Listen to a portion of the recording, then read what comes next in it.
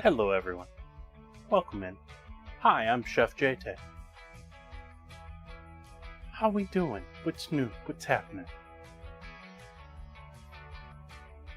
Happy Sunday to you. Hopefully you're having a good day. I think I'm just going to roll this sleeve up another couple of times rather than constantly shooting my sleeves to get it out of my...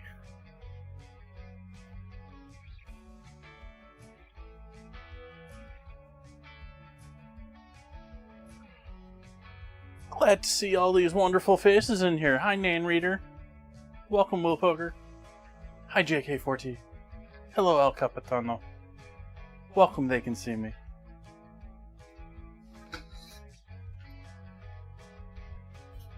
Let's get this bowl out of the way.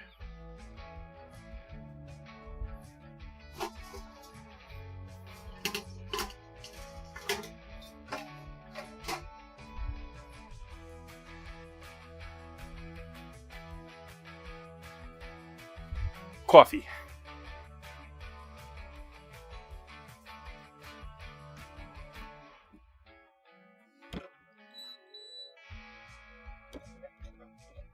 Oh, hush you.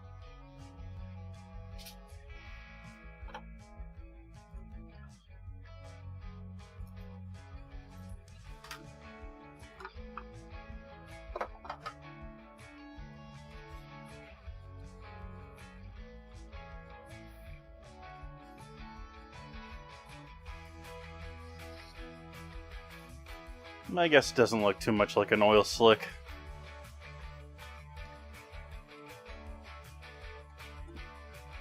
When to put after shower or leave-in conditioner in hair and what's left of it. And it was very happy and there was lots of yeah.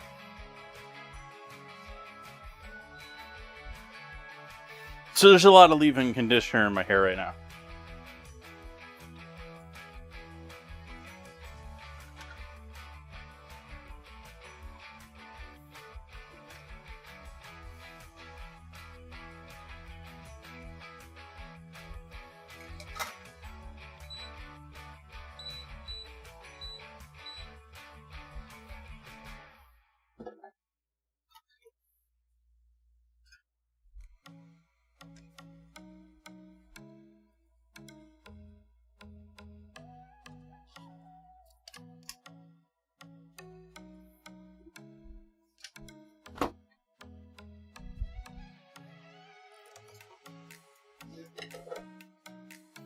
Okay.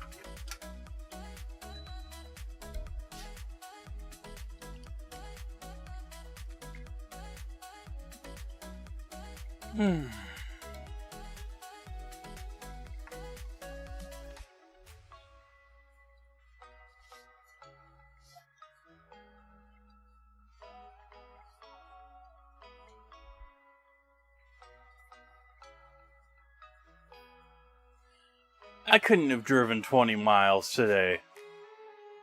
And half of this, on the way back today, I had not one but two people very blatantly, very obviously, and uncaringly just completely ignore traffic laws and, like, turn completely, like, one of them was turning from the high-speed lane when there was a left turn lane. The other one was turning left when there was an only right turn and very blatantly only right turn location.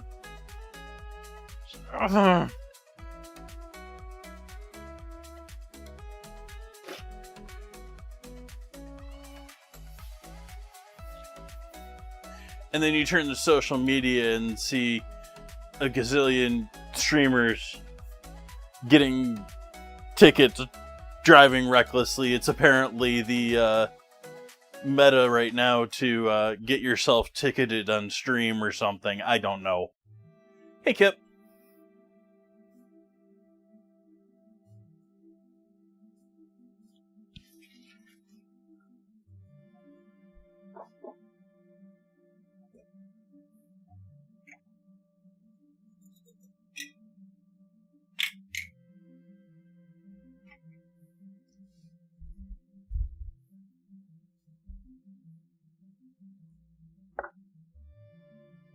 Not a ticket for streaming, but a ticket while streaming.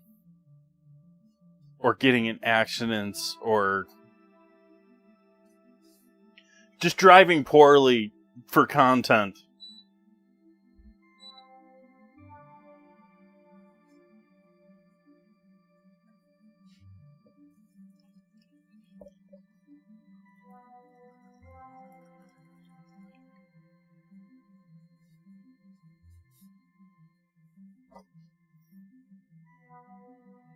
I mean, you look at LSF right now, and there's a half dozen of them. Where'd you go half and half? Where did I store you now?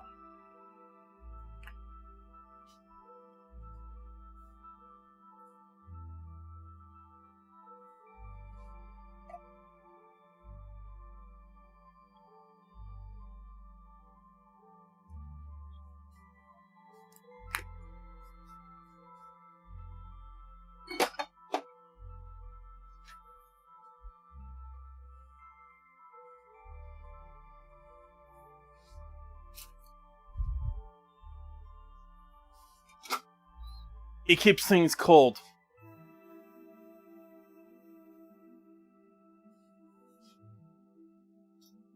I'm still getting used to it.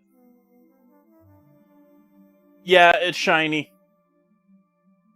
It's also probably going to show dents very well and probably dent very easily over the years. But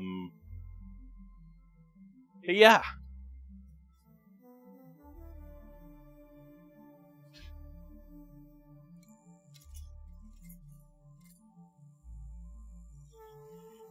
That sounds bad.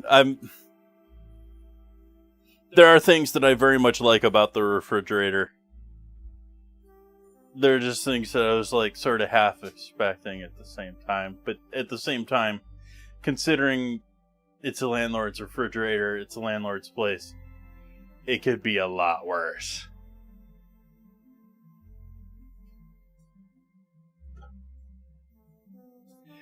It's just, my complaints that I have for it basically are that it's sort of, they've shortened it down by 3 or so inches from where it was. Like, it was closer to there before.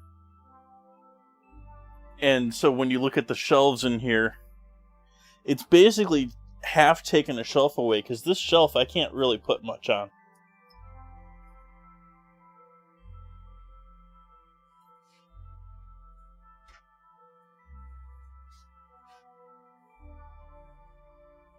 I don't know how well that showed it or not. But regardless if it showed it well, cheers! Thank you for joining me tonight.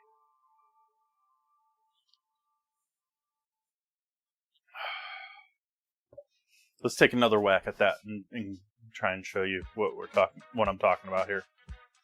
Down here. Yeah, you see that middle shelf there? That ain't much of a shelf.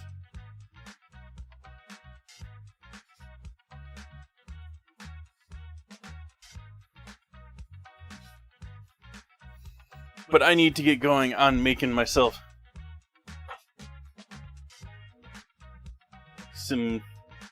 get some yeasties happy here. I don't know why I was looking over there for that.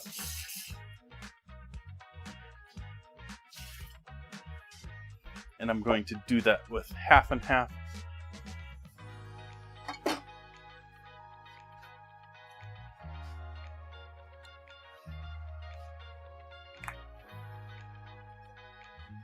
So I'm making a roast beef Manhattan tonight.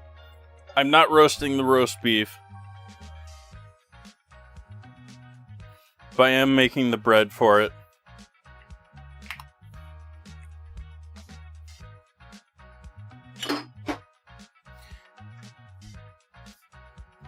And roast beef Manhattan is a roast beef sandwich, a pretty simple roast beef sandwich. Roast beef, bread, and then it's smothered in gravy, served with mashed potatoes and more gravy.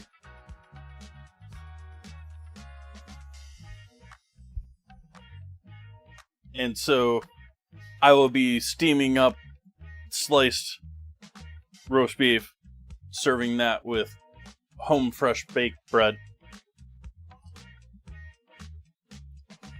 Doing my own mashed potatoes and gravy. And I'm also going to do some coleslaw, I think.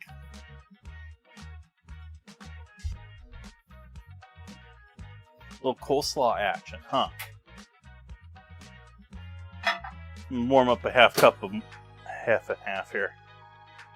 I'll give that 10 seconds.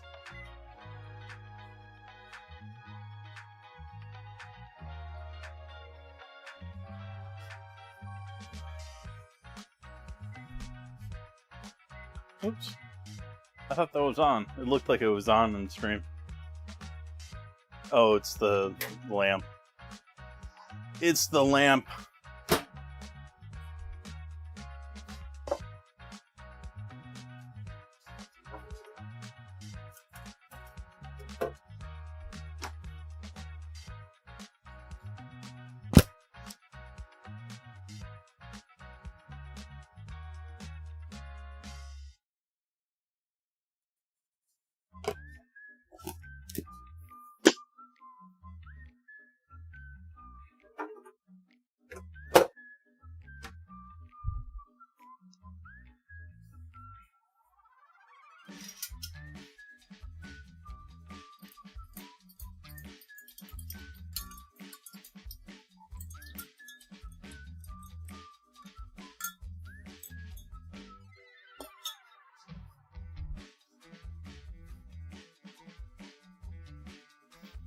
It depends on your definition of lighting.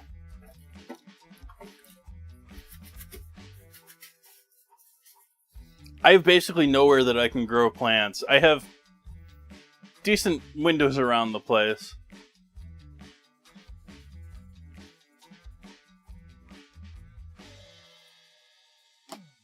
But none of them are on that proper tract to get the sunlight during the day.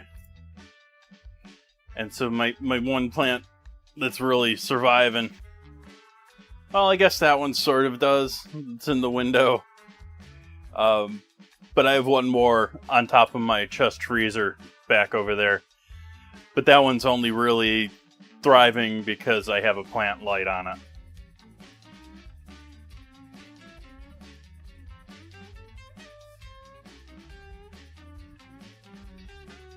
Lemons are doing better now. I had them sitting on top of a stump.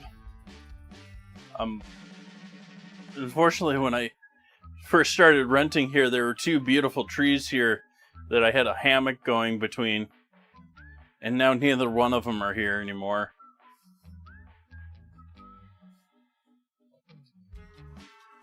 And so I had put my lemon tree on top of one of the stumps that was done, and then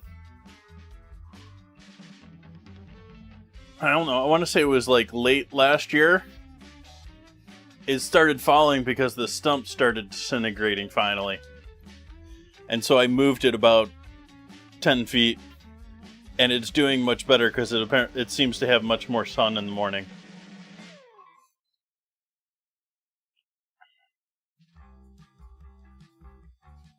I don't know if it's going to produce anything this year. Hopefully next year. It has produced some nice small lemons before, but not many, and they're usually on the smaller side. It's a Meyer lemon tree. Surprised you remember that after all this time.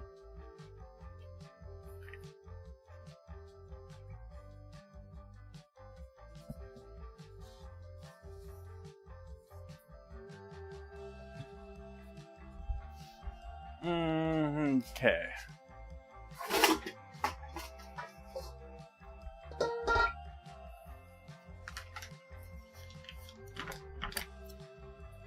And take what bread flour I have left.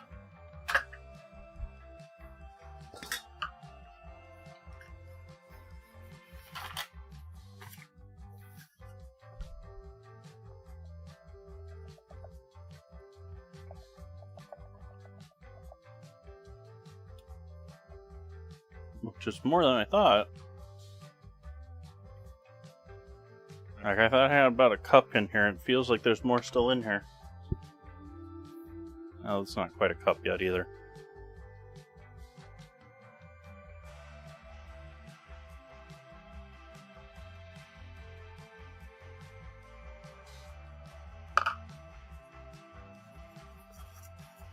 We're gonna call that enough.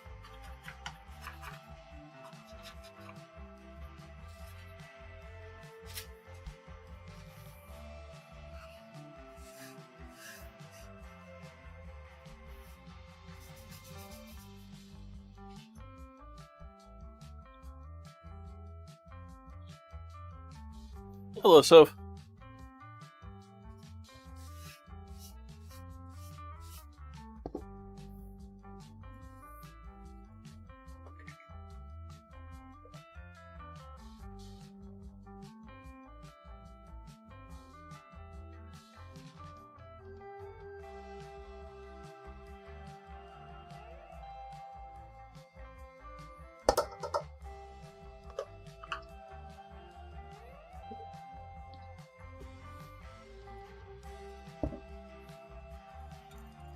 Why you know happy yeast?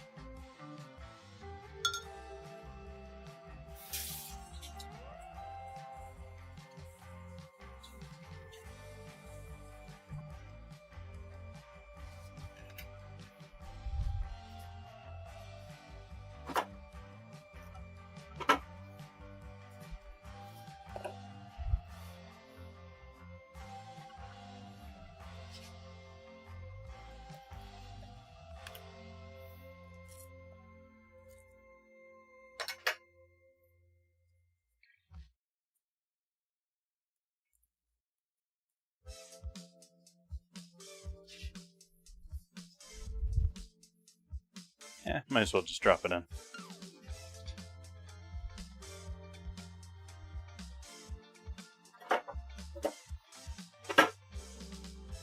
Plus sides on this. It does have one heck of a butter drawer. No cheese drawer, but it has one heck of a butter door.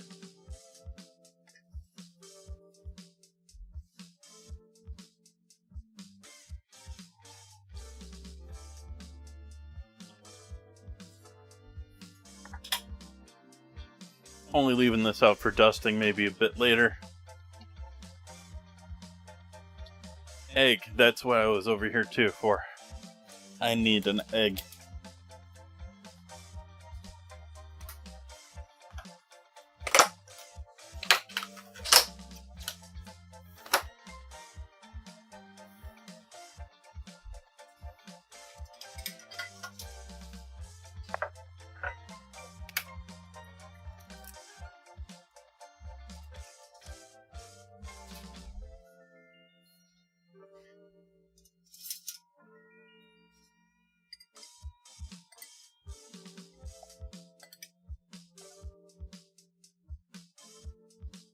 No.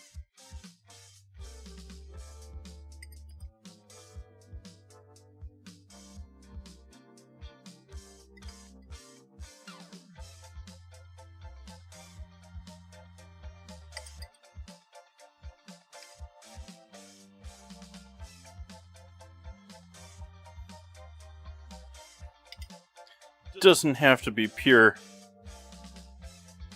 egg white or egg yolk going on here, but I want most of the egg yolk in the dough and most of the egg white for the wash.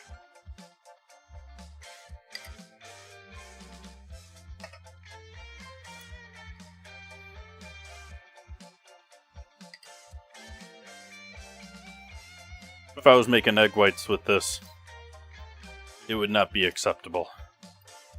Or if I was whipping egg whites with this, I would have to have ditched this entire egg for something else.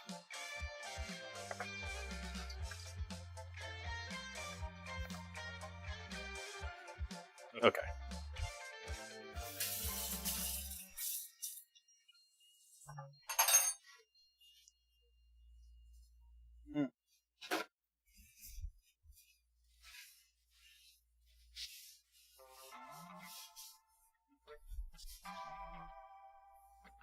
Hey, Muscat.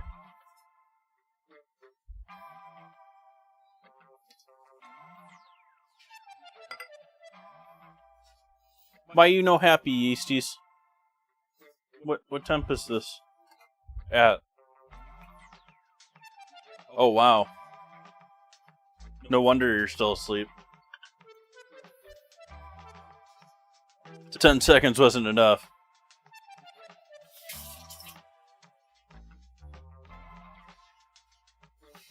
I was worried because 20 seconds in my microwave will boil some small amounts of liquid. And so I looked at that and I was like, I didn't think about the fact that it's not room temp, it was refrigerated at the time.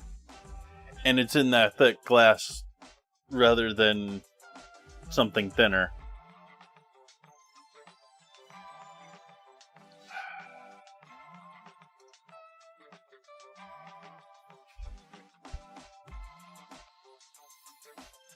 Can add some salt in there.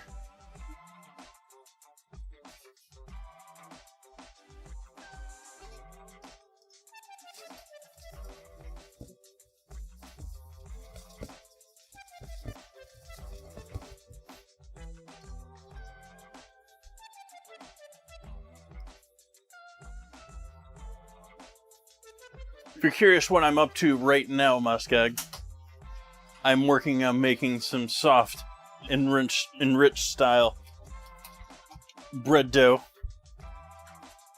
to make for my sandwich bread.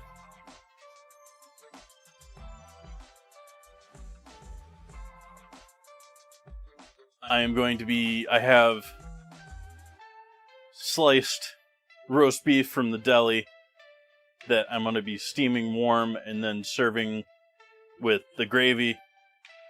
Sort of thinking maybe some lightly sauteed onions with the roast beef. Definitely in the gravy.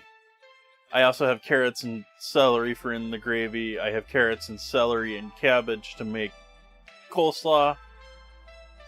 And we'll make some mashed taters as well.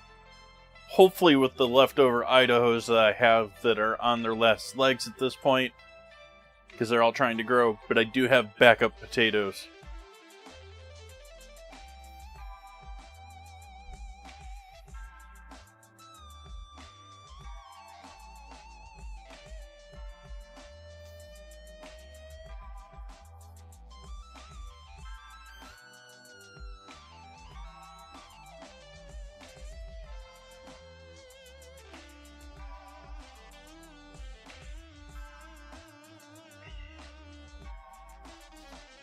I don't mess around with my potatoes.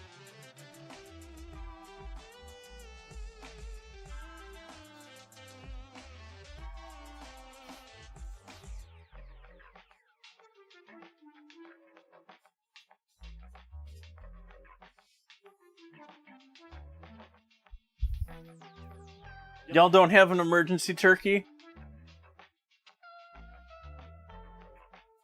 I thought that's why there's so many turkey recipes in November.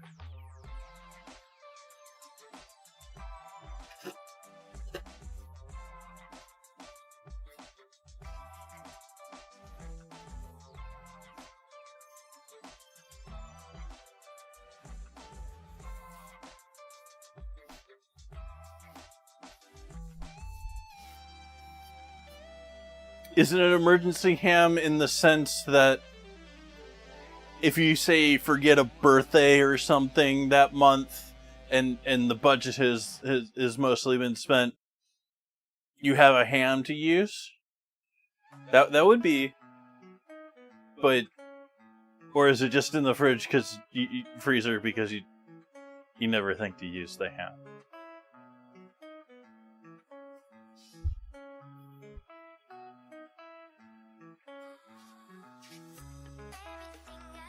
That's to both of you.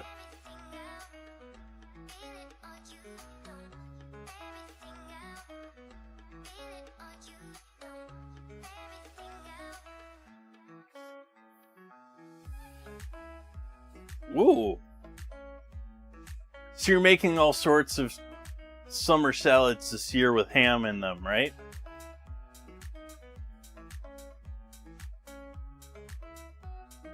I was inspired to make a couple of different salads sitting at the deli counter today getting the roast beef.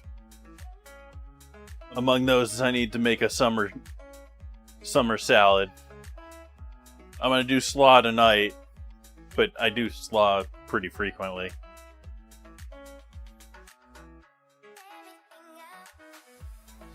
It's starting to wake up over here. It hasn't warmed up completely still.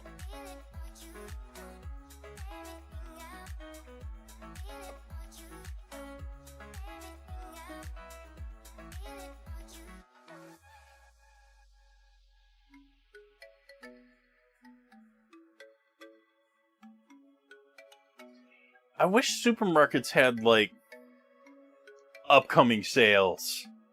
Like, I know there's the competition with the weekly sale ad versus, the local, who's got what.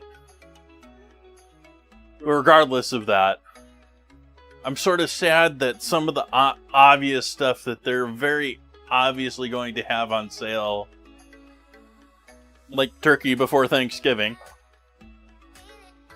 ham before Easter, you will, you can see those ahead of time. Because I work like 2-3 weeks out with my schedule. Lately it's been more like 1.5. But anyways, it's longer than the weekly ad. I still try to use them, but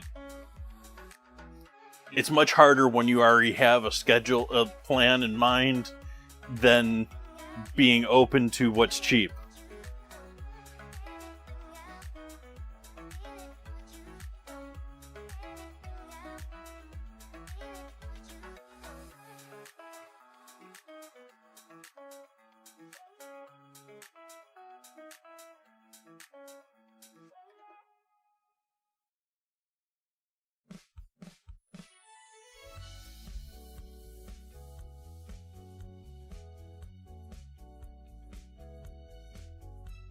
I'm gonna call these yeasties awake now.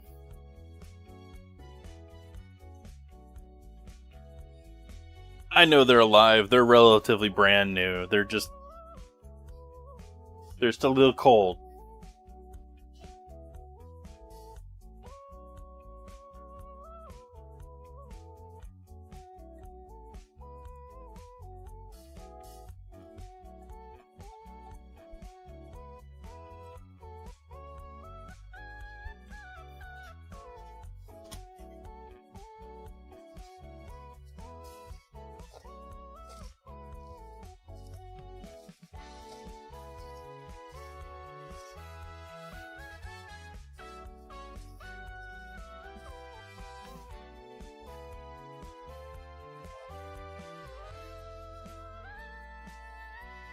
Try and mash the butter up a bit.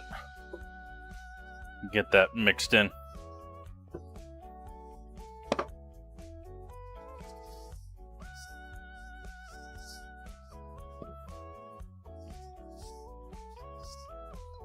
I'm gonna add a touch more water.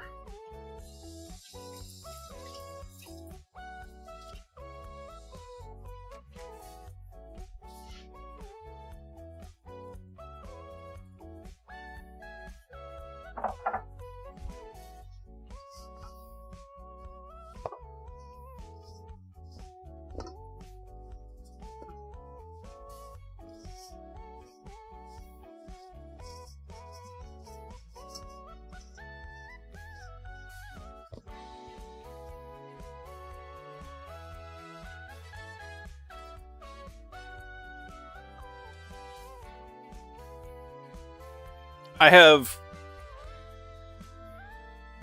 emergency ice. I don't even have my ice packs anymore. I got rid of my ice packs to the refrigerator. I didn't leave them in the refrigerator, but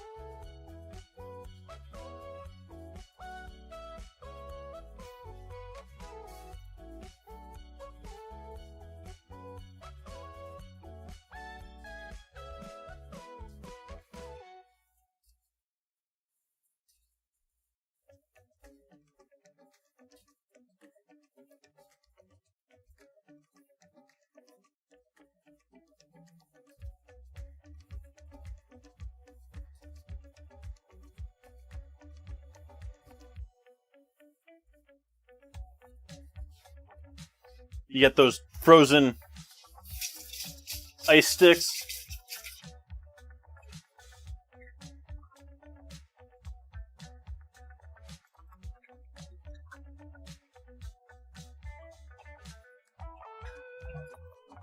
Gotta have the frozen neon colored so-called fruit flavored.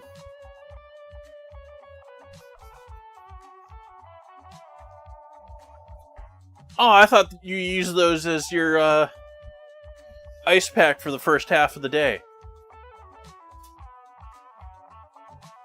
Along with the other ice pack.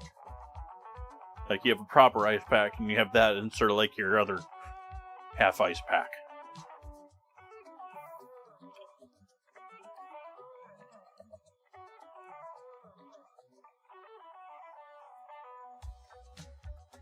I say that like I go on trips.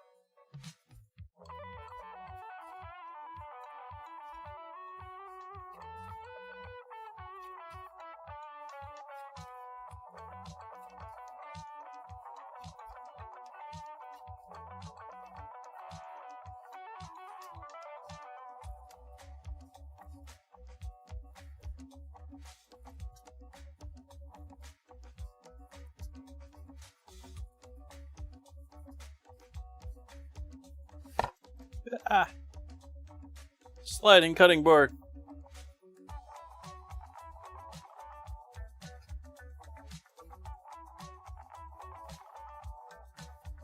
That's something I did for a couple of years that I sort of miss doing too, is picnicking.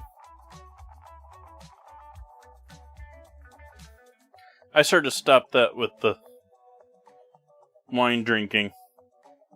And, yeah.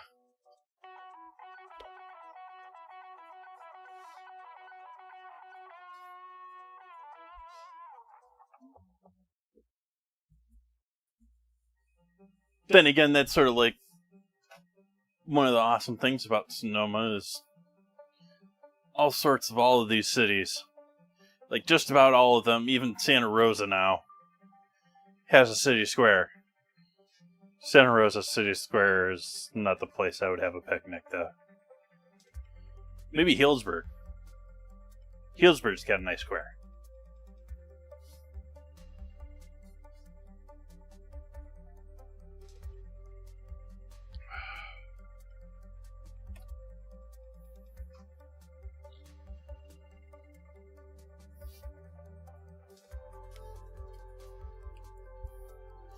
Okay, we need a bowl to allow this to proof in.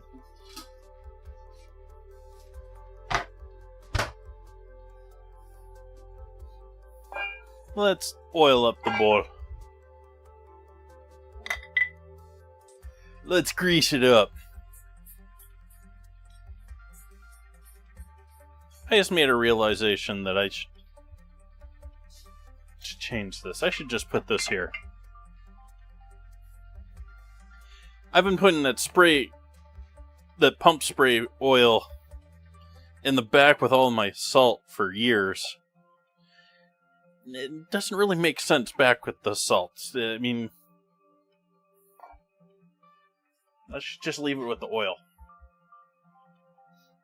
That said, I do have 2 types of olive oil on the counter right now when I really don't need 2 types.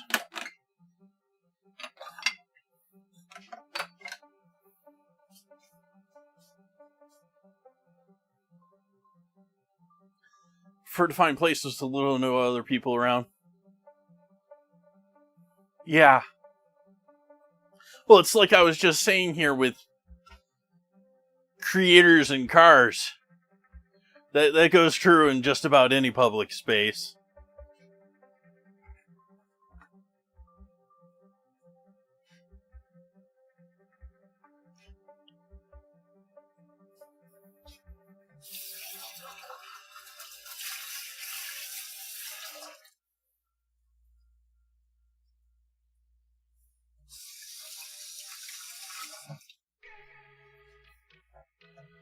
So out here with the hippies and questionably mentally able, out roaming the parks and trails here in California, especially here in Northern California. It's even more fun when they try to be streamers in public too, because they're trying to make a buck.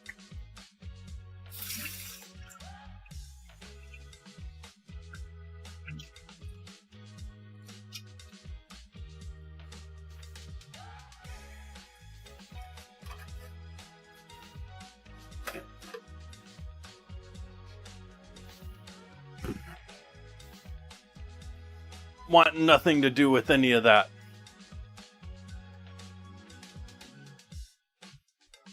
Don't want to have to deal with your kid's stuff looks better than my kid's stuff. Why can't I have that?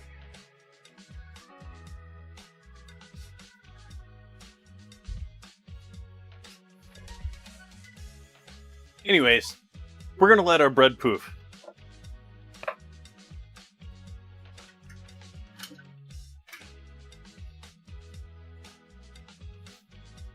Yeah, that's a pretty crazy stat, yeah.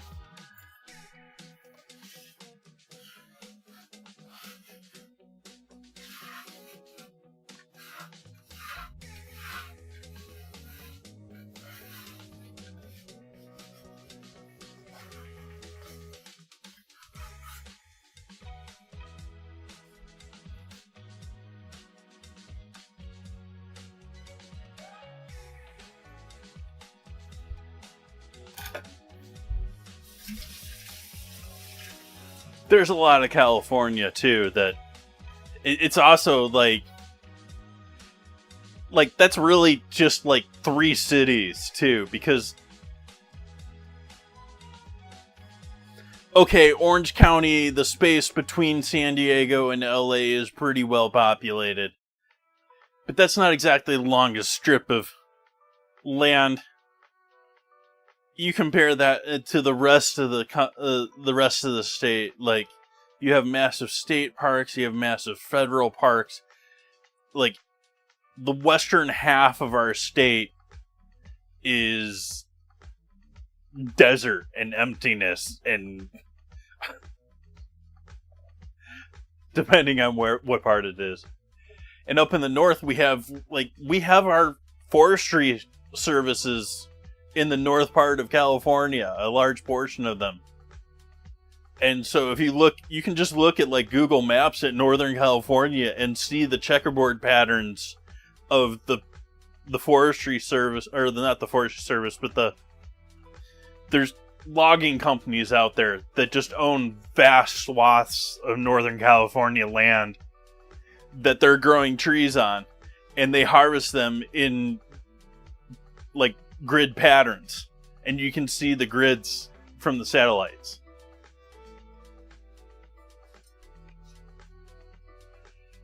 What am I working on next year? We need onions. I might as well cut some onions.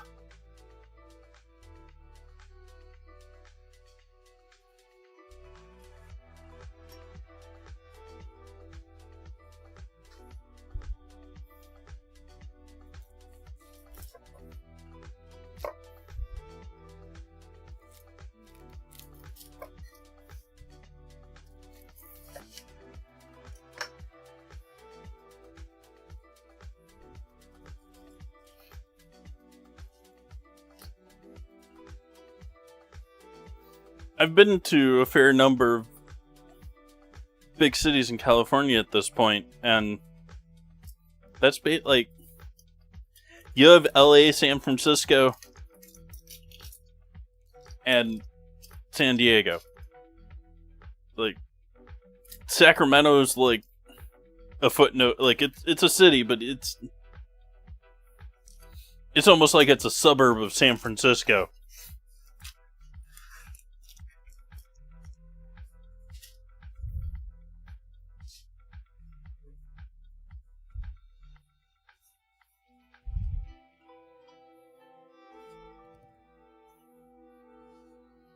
It's getting to be too busy here from when I moved into here. And I don't know what to do about that.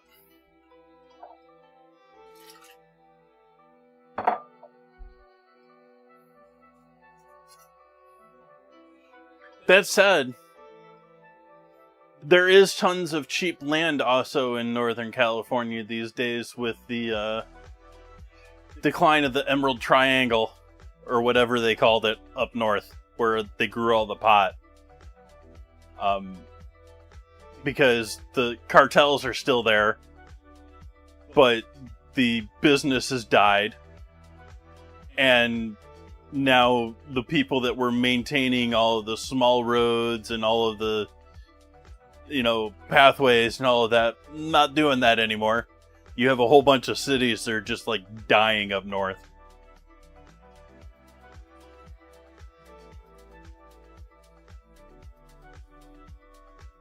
How are we cutting onions for this?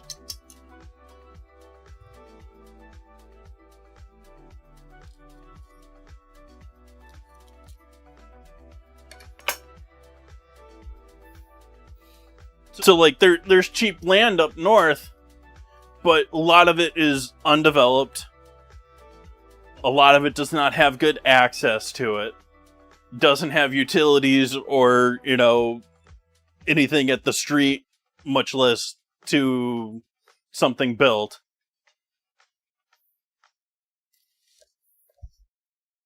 And that costs a fortune here in California, by the way.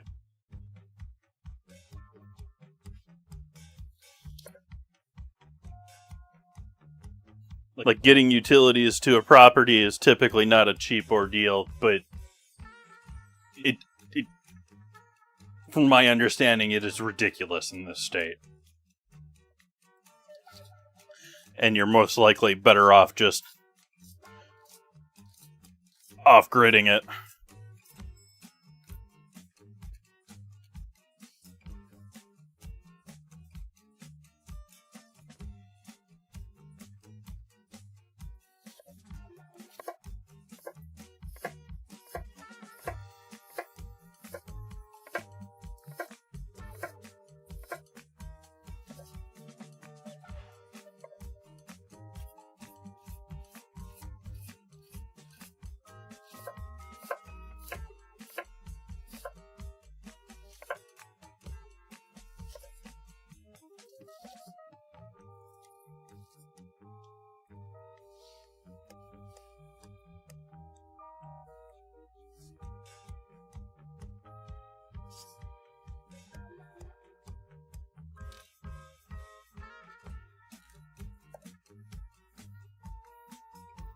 So as I said before, we're going to put some onions with the roast beef, but most of this is going to get cooked down into the gravy.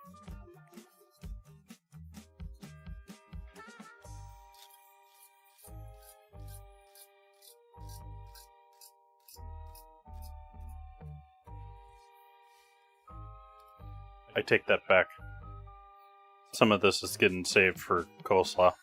That's enough for what I need for gravy and for on the sandwich. Actually, we can take the rest of this quarter off.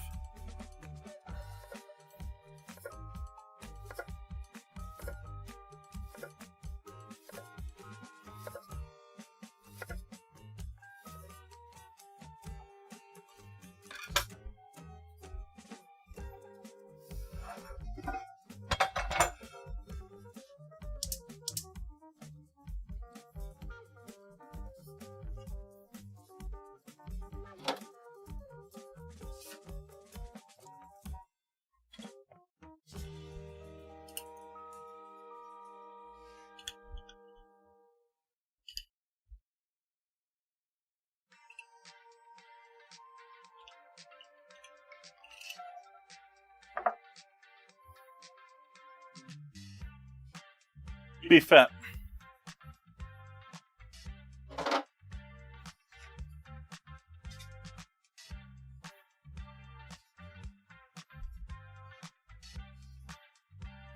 Do I want to do a little butter? I love a little butter with my onion action, and it's going to go with the roast beef, so yeah, let's throw a little butter in there too.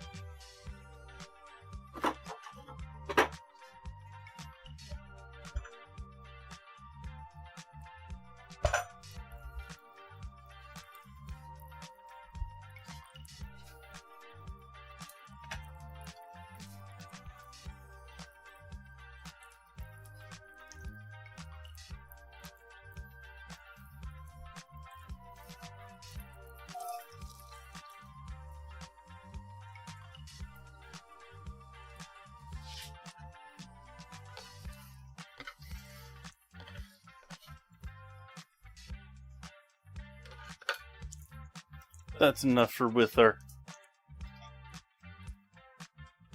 roast beef. It's actually probably too much still.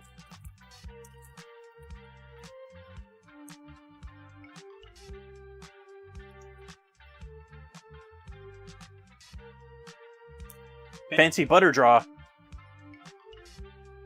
Door. It's a door, really.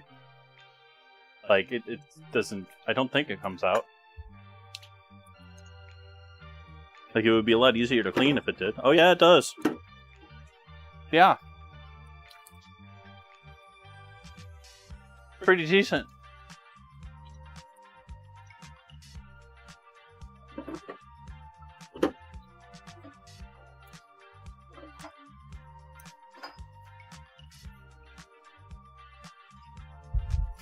Did I salt my onions? I'm going to salt my onions. I don't know if I did before or not, but we're going to add more if I didn't.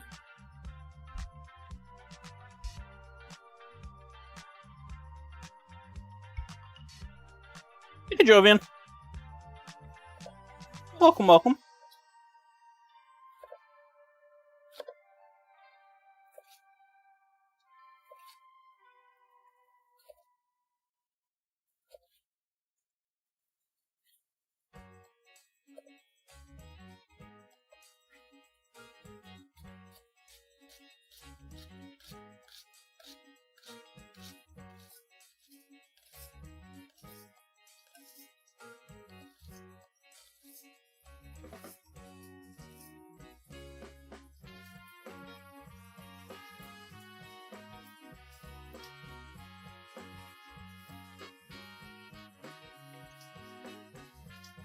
Yeah, the ones you're seeing on the stove right now are going to get cooked down into onion / beefy gravy. Maybe we'll throw a little Vegemite in there too. These onions are going with the roast beef sandwich. These onions are going with coleslaw.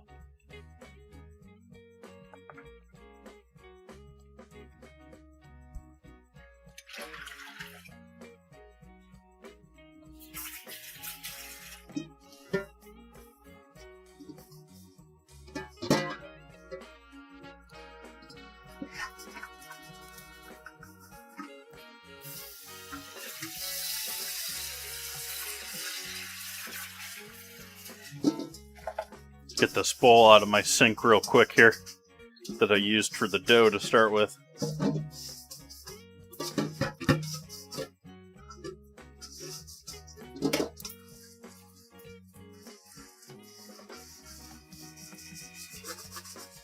I hear you, onions, or rather, you're getting quiet enough that I need to give you attention.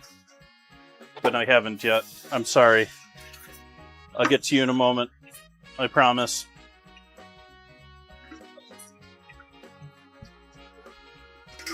Oh, they're doing fine.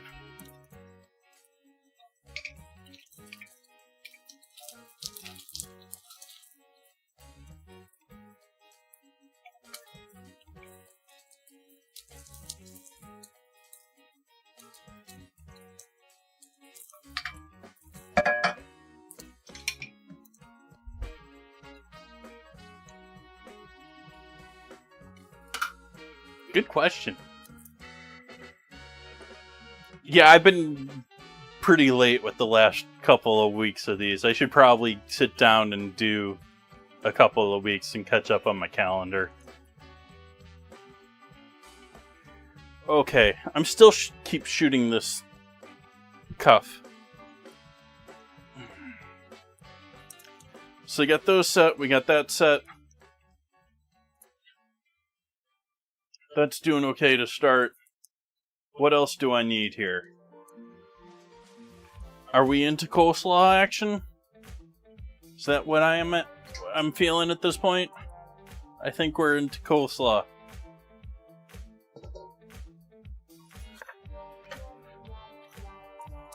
So we'll throw onion on bottom.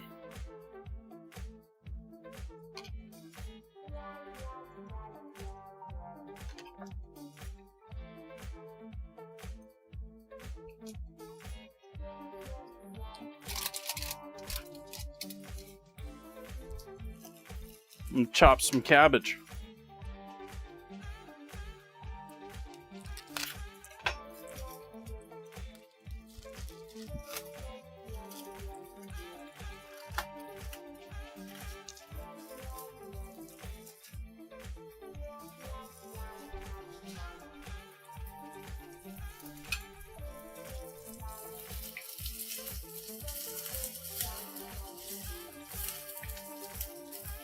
I guess we gotta tend to our gravy here first. No, let's just let those go.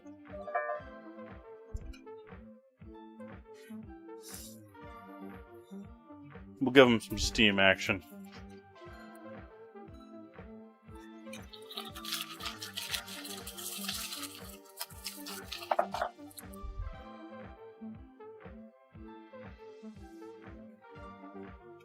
I'm a big fan of French Cajun, French Creole.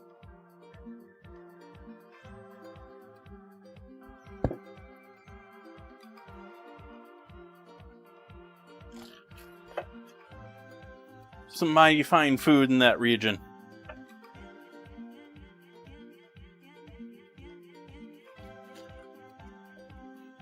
I've done a fair amount of it over the years. I enjoy it. Like, I've done jambalaya probably a couple times a year.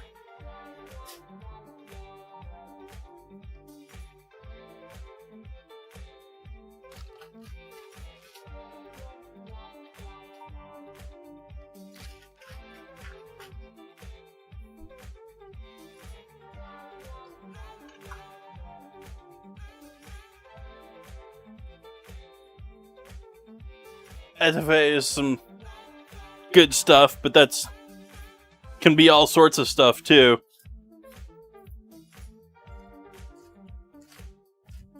Pretty sure etouffee just means smothered.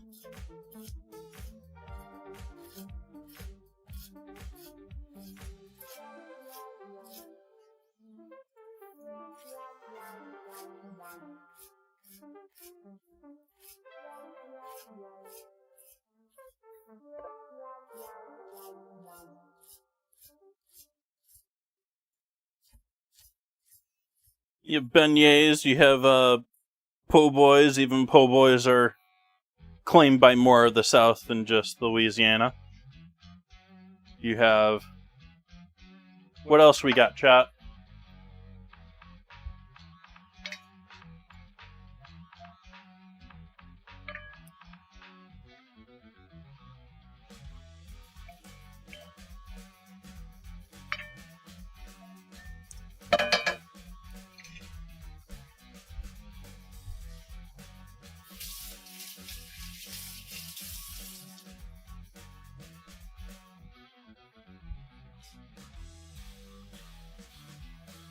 You could go? You're on your way to Louisiana?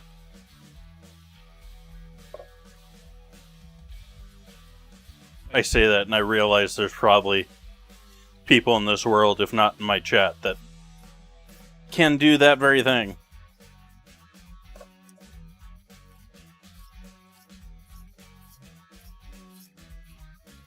Taylor Swifts of the world that'll crisscross it in a day.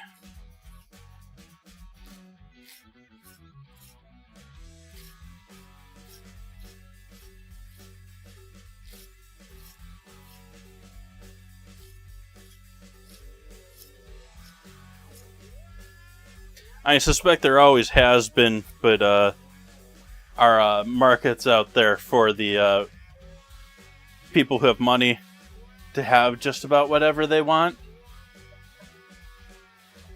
Pretty sure there's such a thing as networks of people that, almost like FedEx, will get you whatever you need.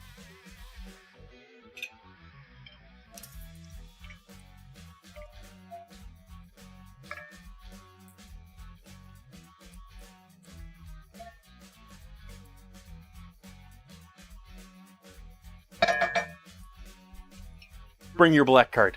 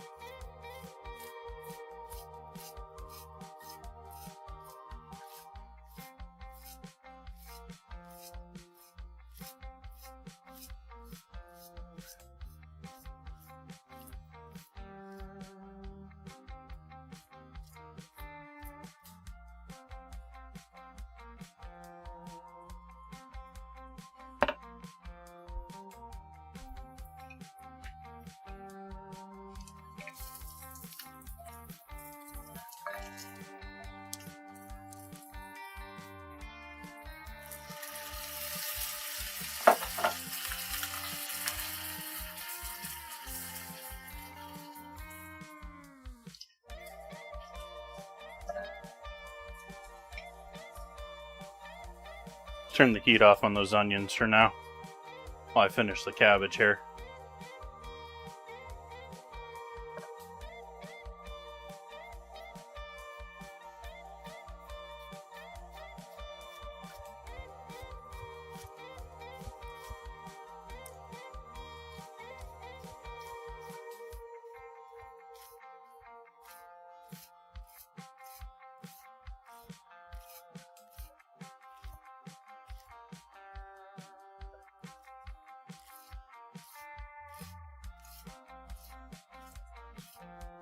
Sort of funny how services, like, you can sort of tell, and oh, you really can't tell because you can't tell the ones that are really doing it. There's almost like there's two different upper class businesses in this world. There's those ones that want you to think that they're serving upper class, and then there's the ones that actually do serve upper class, and most of those you don't know even exist. And a fair number of them work hard to make sure you don't know that they exist. Which is really, sort of like counterintuitive.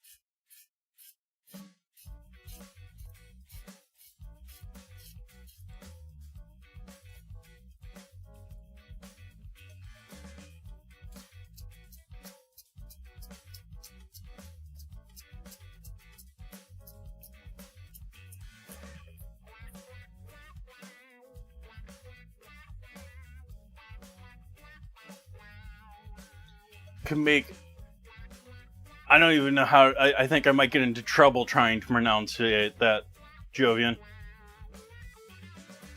Meat pie from the northern part of the state. I need a description of this. I don't think I've heard of this.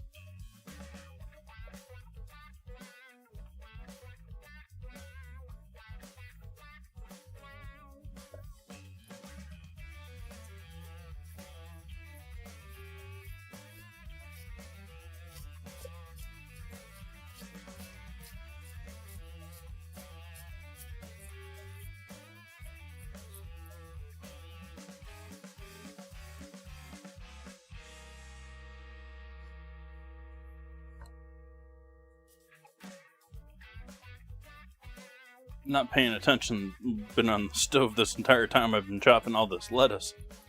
Or cabbage, not lettuce.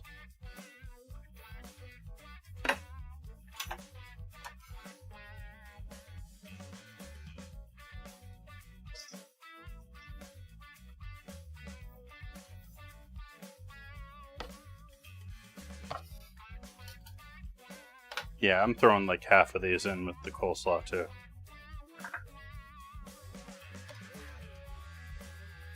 Just a little bit of onion with the roast beef.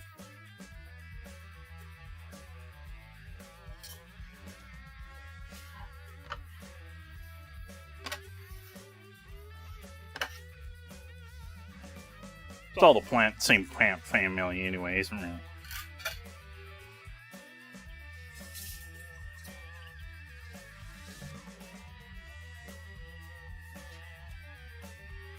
think I'm going to save that other half of cabbage.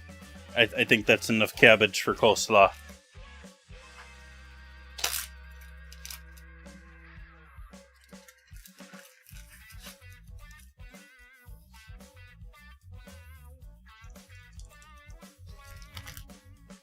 Not completely shut on that, but most of the way.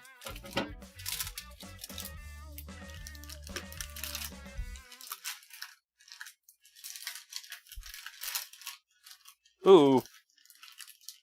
No bueno, right on top. Right on top. Boo.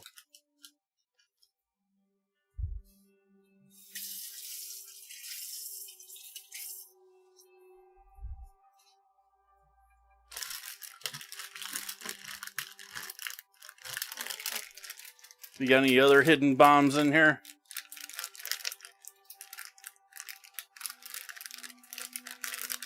Any other fermenting peppers? Grabbed this pack because it had some beautiful red color to it. But, yeah, first one out of the pack was... Ew.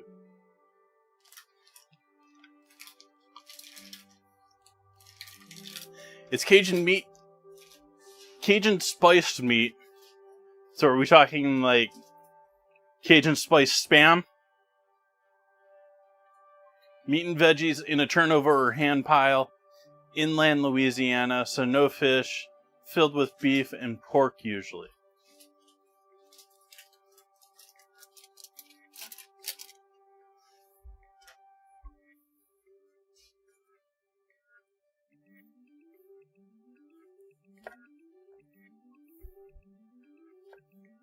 Beef and pork could still be Spam.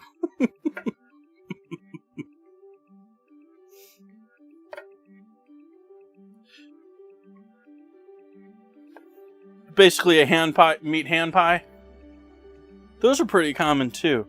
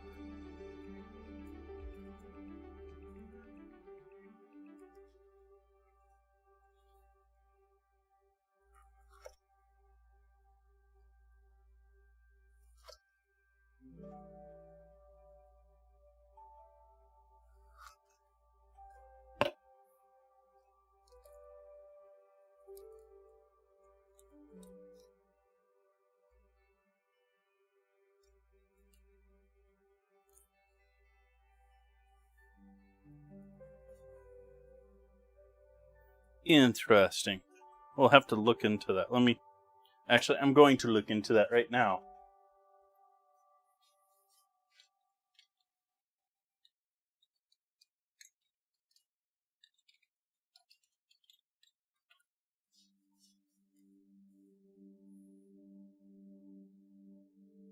Crescent-shaped pastries with a savory blend of ground beef and pork, the holy trinity of vegetables, and Cajun Creole seasoning. Okay. They just look like little crescent hand pies.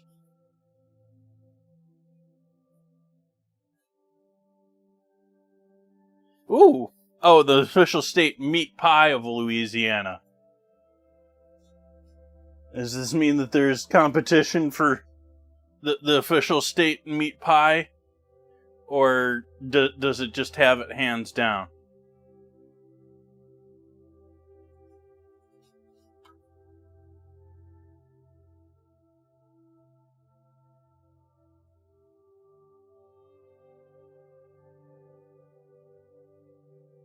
You can order them online frozen.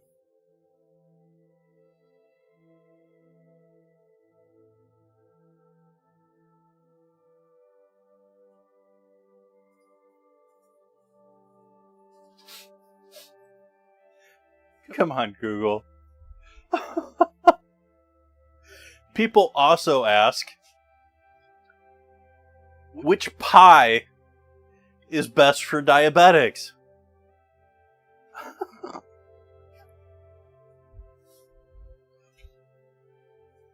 Number 1 is pear tart.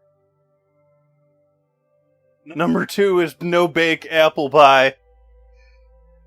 Somehow ribbon pudding pie is third. Let's see, do we have root beer float pie?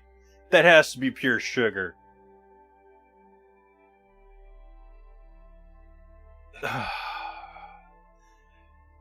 Number 8 out of 11, which is the last one without clicking on it, is caramel apple tartlets.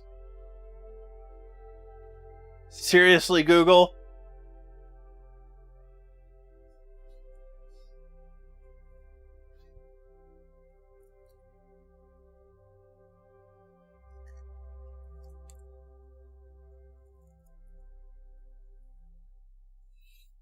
Root beer pie. I have tried doing root beer pie just by itself. You want a root beer cream pie. Just putting that out there. Absolutely, like, they are delicious sounding pies. None of them sound like a good time for diabetics.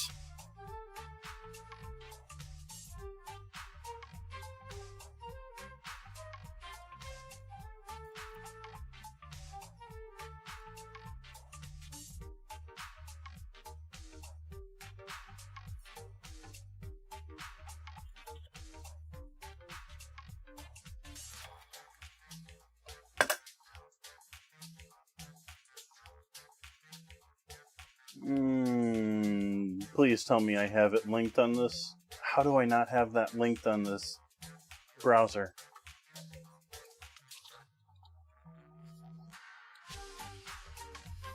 How do I not have my own page linked on there?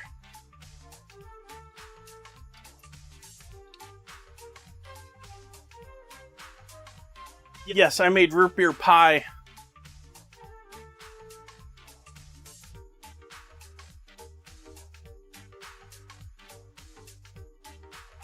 Come on, you can do it. Oh, it's set to Discord right now. There we go. I did root beer pie back on January 14th, 2023. Along with buffalo chicken hand pies.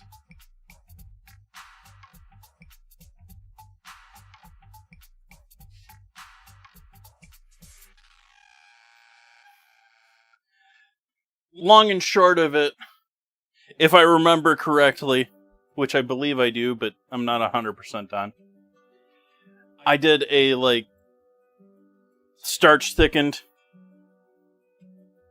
root beer pie. And so it was really just essence of root beer, which it wasn't bad, but an actual, like, cream pie with a root beer flavor, I think, would be far superior.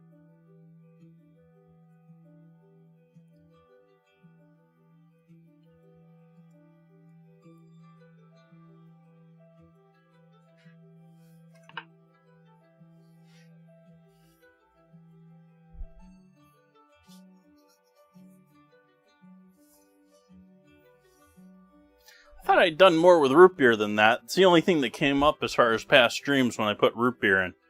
I didn't even have to add pie. Soda. Yeah, that'd be another way to go about it, too. But, no, I wouldn't. I just thickened straight soda, if I remember correctly.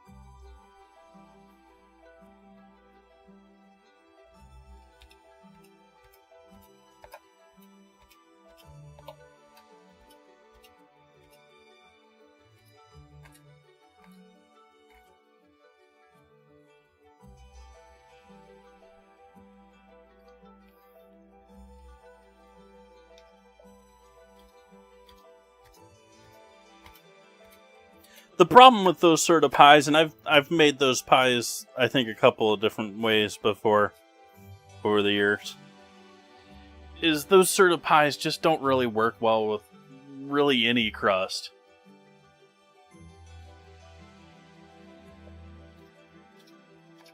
Like the gelled soda is perfectly fine, perfectly good. It just doesn't really jive with the crust.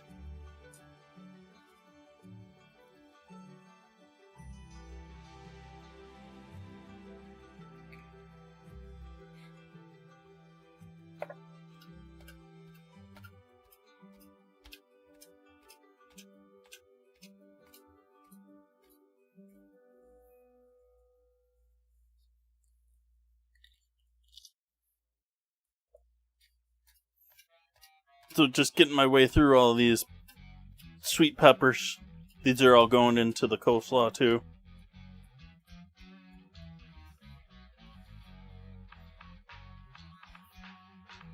We're waiting on our bread to poof.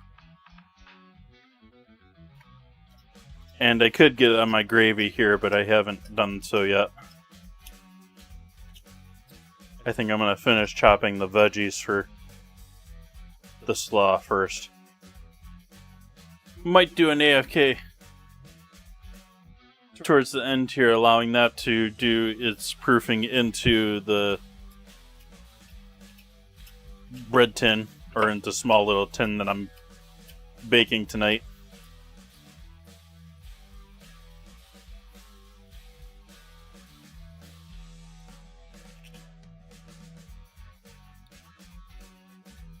That's interesting. I hadn't even really considered that.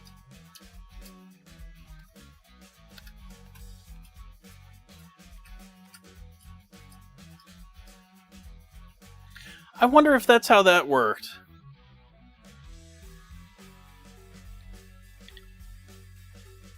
One of my higher-end dining experiences working at Providence in LA, staging at Providence in LA, because, yeah, one of those chefs, not a big fan. He wasn't there, Michael wasn't there the entire time I was there, but his sous chef was a dick. Anyways, beautiful kitchen. They had an aperitif that I worked on when I was there. Well, a muse. That was a mojito, basically. And I've talked about this several times. I don't know if I've talked about it on stream or not, but they had a gelled mojito base with tequila in it that, you know, was small enough that we cut and put it on a spoon from an ice cube, basically. But it was gelled, and I'm wondering if it was the acidity there. I don't think it was the alcohol. It wasn't a high. It was just enough to give you that, like, spritz feel of alcohol there. But, anyways, that was served on like a Asian style wide base spoon with unflavored Pop Rocks on top of it, and I think, was it lime zest, and was it micro mint, or was it really finely chopped mint? I don't know. But intended as just a single bite thing.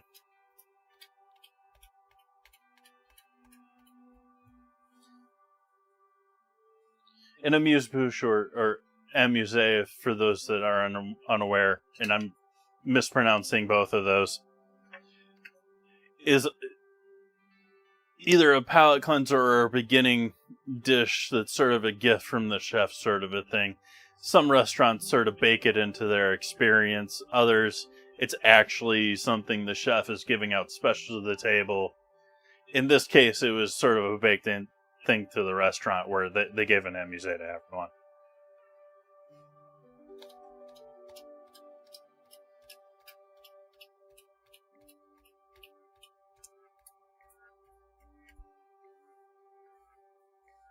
They had a beautiful kitchen. They had a refrigerated part to their kitchen. Not many kitchens have a refrigerated workspace for people to work on. A combination of the odd thing that I found about it, but it makes sense as far as logistics. Does not really make a ton of sense as far as food. They used this refrigerated prep area both for fish and for chocolate.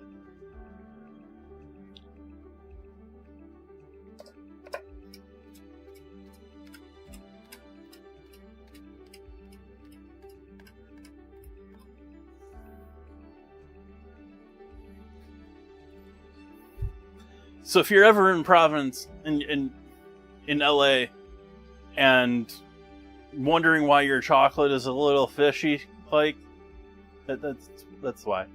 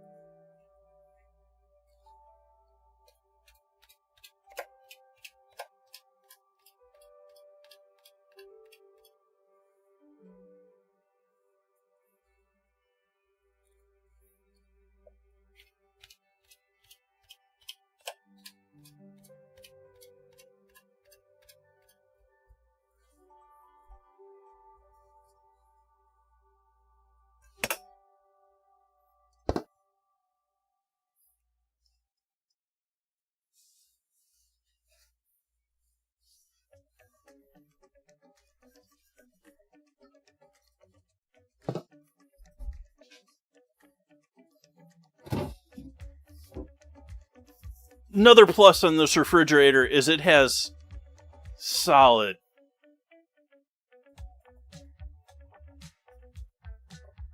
veg drawers. Like, these are nice. Like, I don't know how well they're gonna clean, but there's some nice solid handles on those drawers.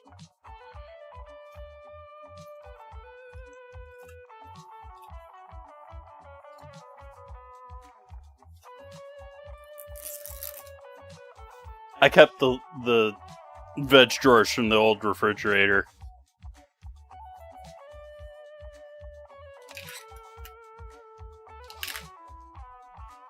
My understanding, the landlord was putting it out for recycling. I was like, free clear glass drawers?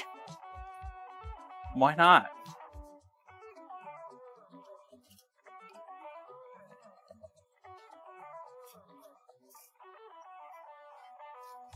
Oh, I'd just take it out at that point. Well, if it was mine.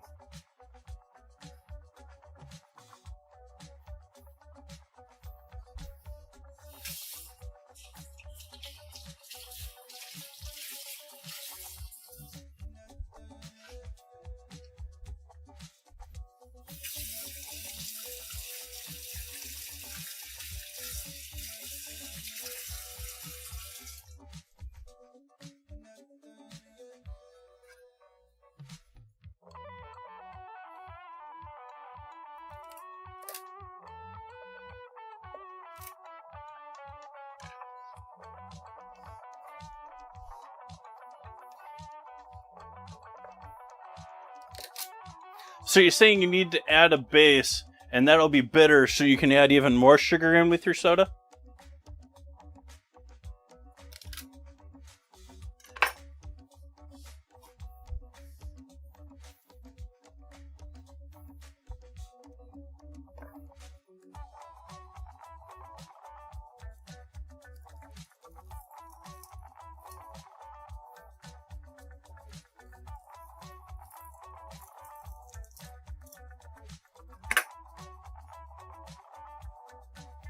Hey, Jean Ray.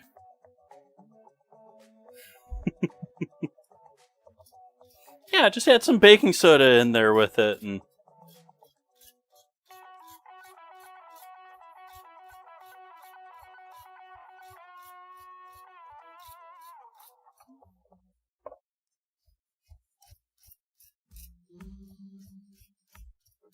how we doing, John Ray?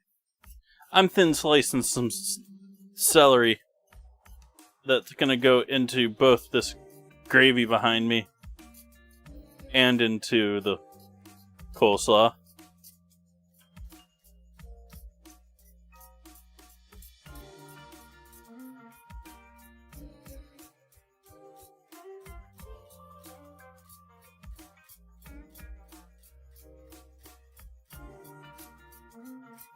I'm just peachy. I finished my first stained glass project on stream today earlier.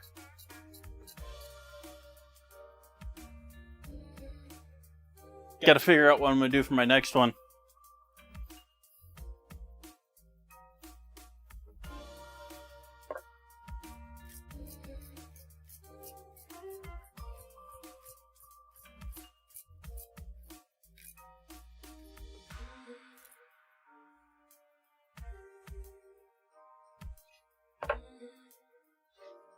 I'll take about that. Throw that in with the onions back there. If you can even tell there's onions in that pan just joining in. There's red onions in there that have been cooked down considerably.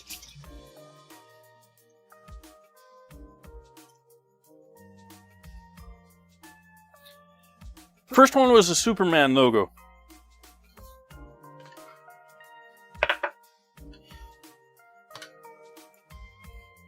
I have 2 projects in mind for things that I want to do in the near future. I'm open to ideas.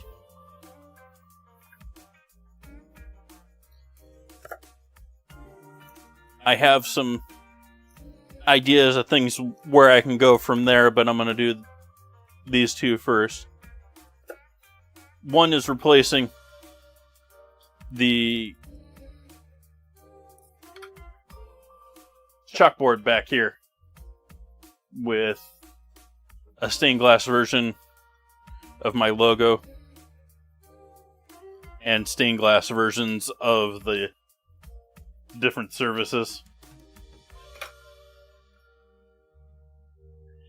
And the other one is, the other one is a lamp. I have a plan for doing a lamp that I want to try out. Also on my list of things to do is I need to go and do some antiquing or I don't know if you should really call them antique stores when they have just about everything under the sun in them, and it's sort of like a junk shop.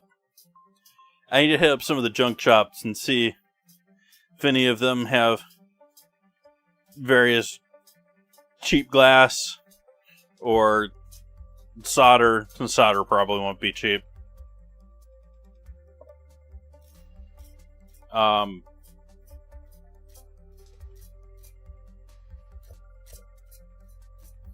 Or things that I can do as far as projects to work with is with the stained glass. Whether it's lamp bases or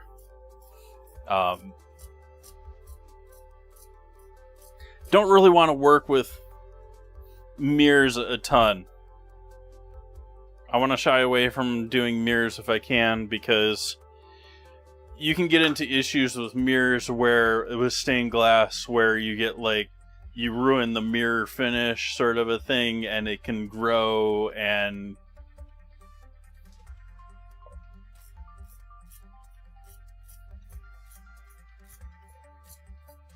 you can do mirrors with stained glass, but it's more, I would think it's probably a better thing if you're buying or acquiring the pieces of mirror that you're going to use as the size you're going to use them.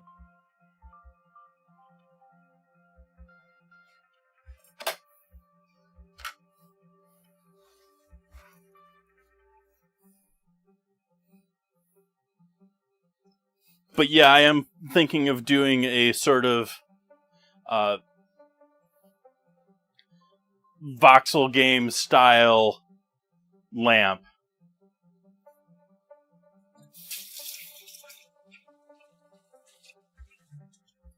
Like a landscape lamp, but made with small squares of color.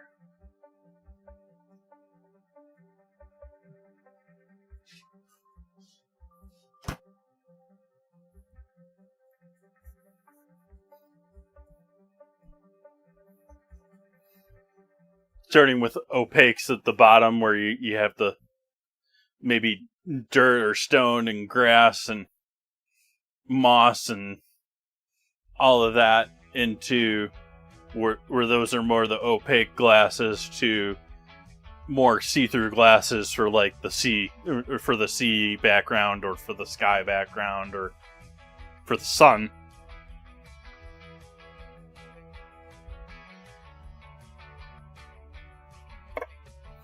I'm convinced that my sound system is doubling up some of the sounds to do for copyright detection.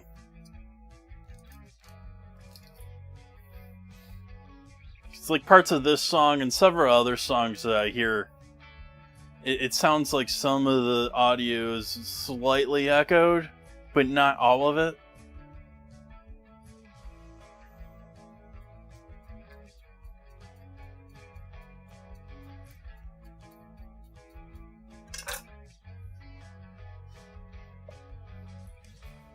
I was noticing it with the first song tonight. The playlist, the first one, beginning of this stream.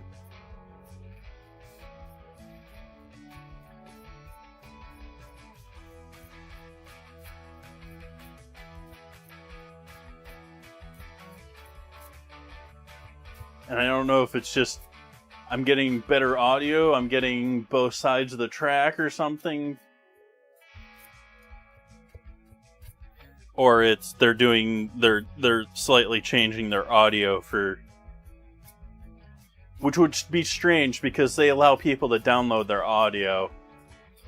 But it could be that it's getting passed around enough that they've made, these are people on the newer tracks. Hey Mimic, welcome. Happy Sunday to you. I'm chopping carrots. I'm making coleslaw, I'm making gravy, we're poofing bread.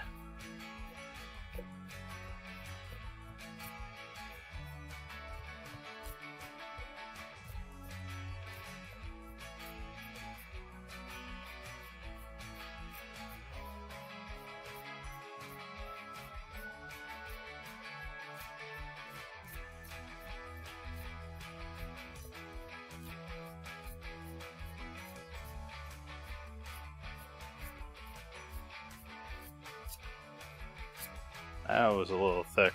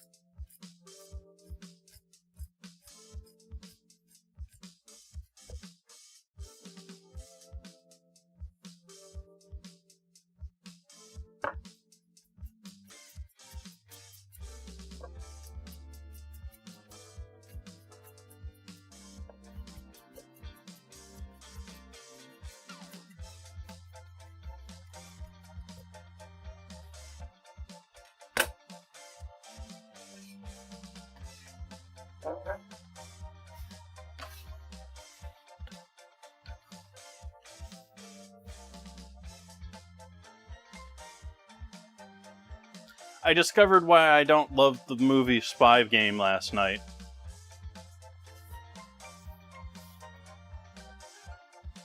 Rewatched that for the first time in ages.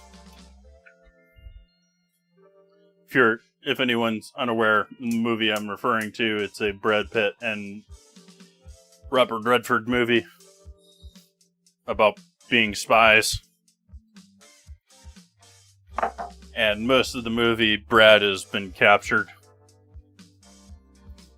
while Redford is dealing with office politics, trying to get him freed. Ends up spending his retirement savings and forging the director's signature in order to save him, potentially undermining the talks that the people above him cared more about than Brad Pitt. There's just so much with that movie that I'm just like, why? There's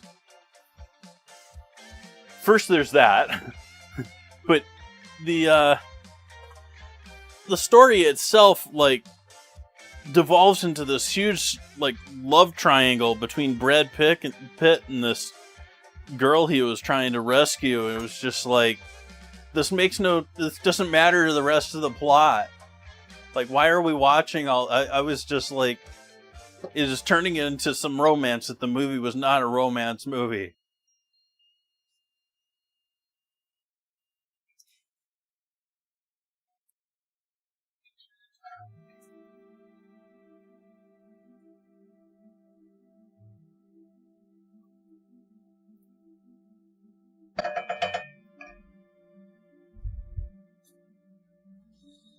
We have any staunch defenders of Spy Game in chat? Has anyone even seen this movie that I'm ranting about?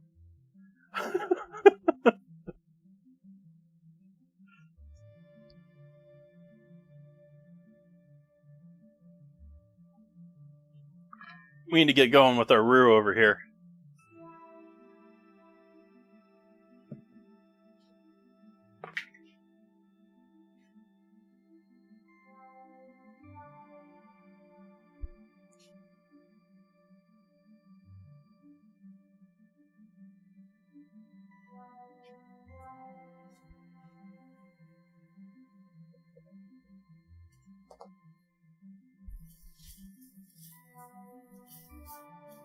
And they just sort of end the movie, and unless I got frustrated and ended it in the last, like, 20 minutes or something, they just sort of leave it with Brad Pitt and this girl having been rescued, the mission being a success, and Redford just driving off into the sunset with him now being retired and having wasted all of his money saving this dude. It's just...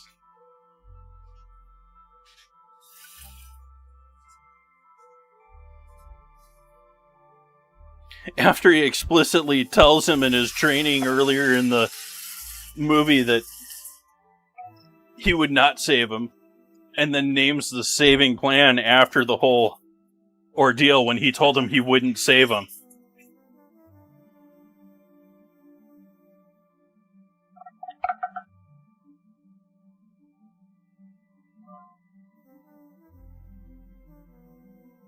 Let's also add that this movie starts with Brad Pitt starting in the agency in, like, Vietnam and the 70s, and, like, doesn't age in the entire movie. Nor Redford.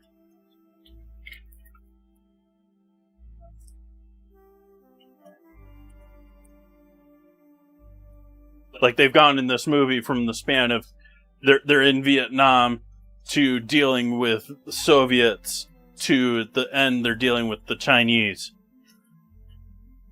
It's still the same two age dudes.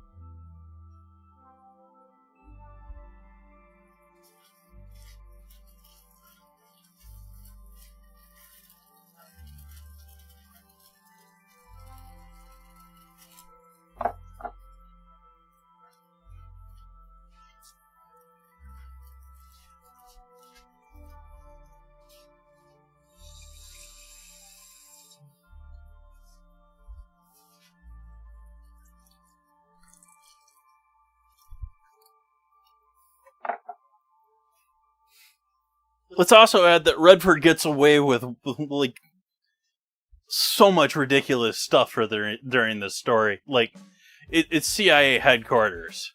And he walks in like he owns the place at the beginning. Okay, maybe he's a big shot.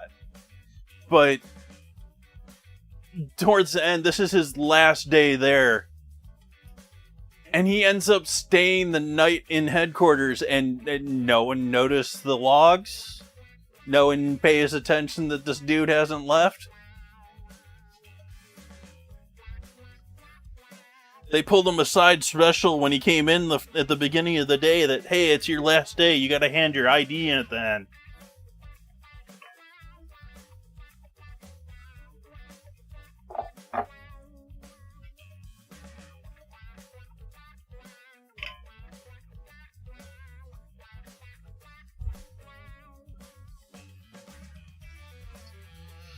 Let's salt all of our lovely veggies here and get them softening up a bit and losing some moisture into the bottom of the pan bowl.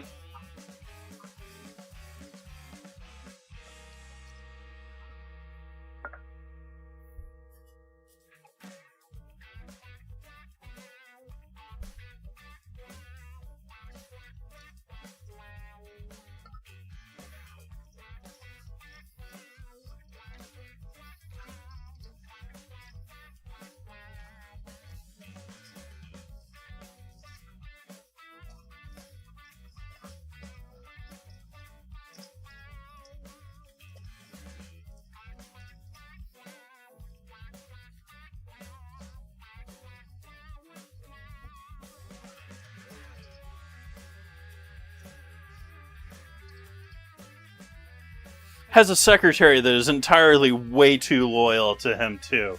Like, she left for the day on the day that he was supposed to be retiring and leaving, and then stayed in the headquarters overnight. She left and left him a bottle of booze. Like, you're retiring, your secretary gonna buy you a bottle of booze? She's out of job now. If she's not, like, in some contract deal or something.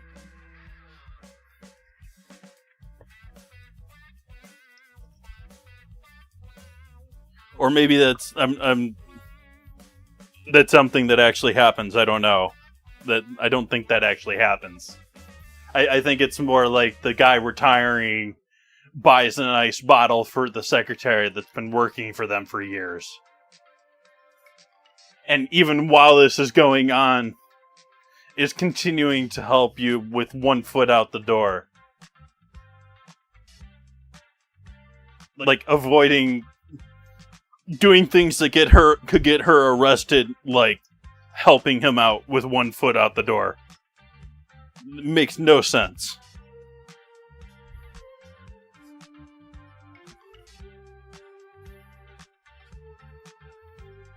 I just shouldn't watch movies because I just sit there and, like...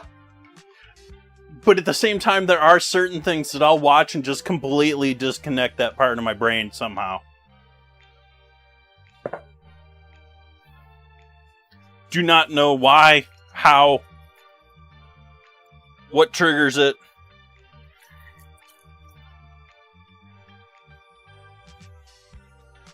Like, I got hooked on Yellowstone for a while, the TV series, because I have free access to it, or did at one point.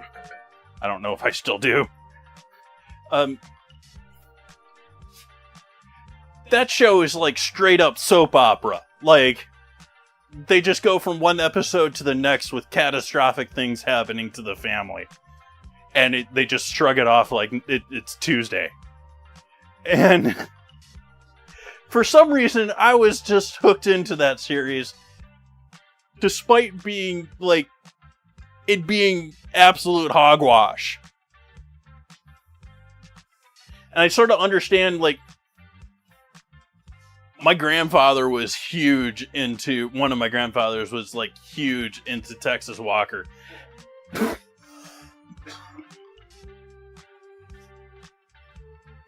And we all sort of thought that was hilarious, because we all sort of thought it was a dumb TV series. And I understand that mentality now, sort of, in some senses, because sometimes I just want to watch something and not have to think about what I'm really watching. Like, another one that I forget even the name of the show, but there was a spy show that I used to get hooked on back in the day, the same thing, where, like, it was some of the dumbest TV that I have seen in my life. And they literally, like, the spy, like, dude would literally just sit there and narrate what he's about to do before he does it, like he's some superhero. And I still was like, well, this is cool.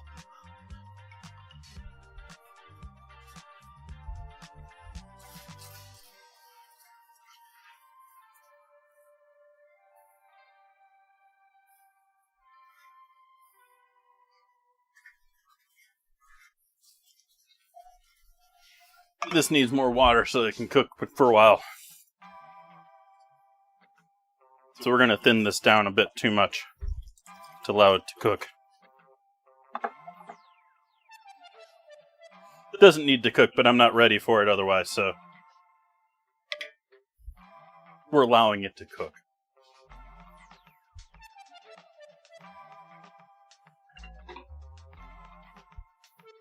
Yeah, on the same side, my grandmother was big into soaps, too.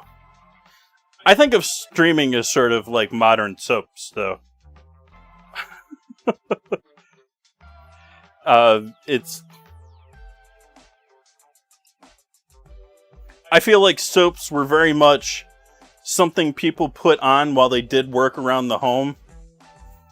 Or, like,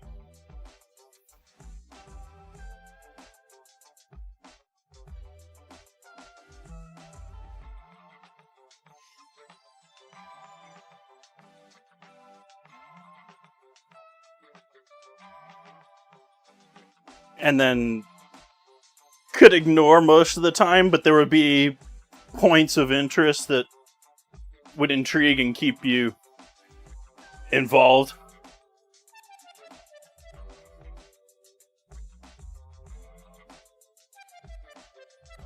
I feel that's much the same as streaming.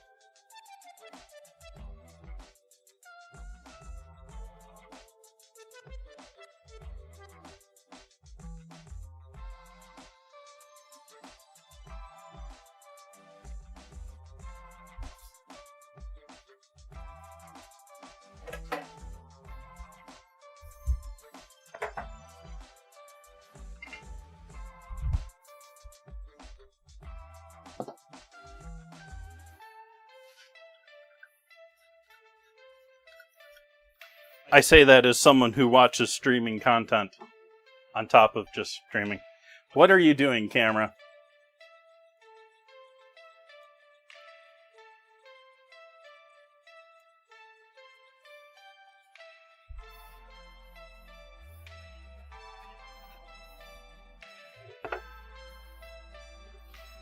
And sprayed this down with olive oil and wipe it so that we get an even coat on the sides here. Make sure we get in the corners.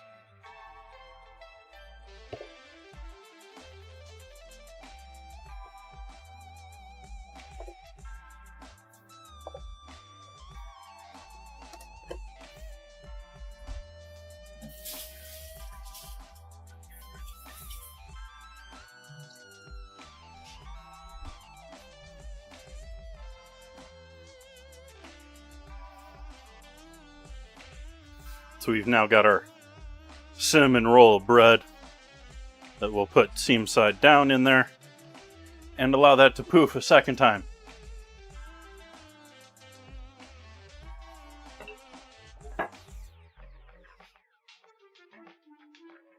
And put this over on the stove to be warm with our gravy.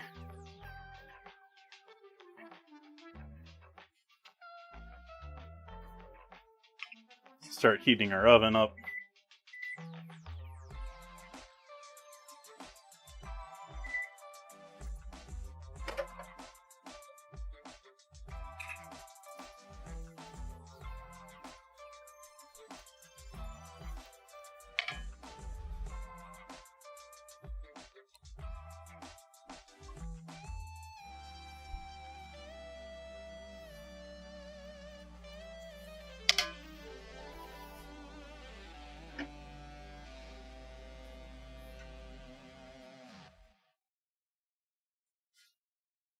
If I can get it to open.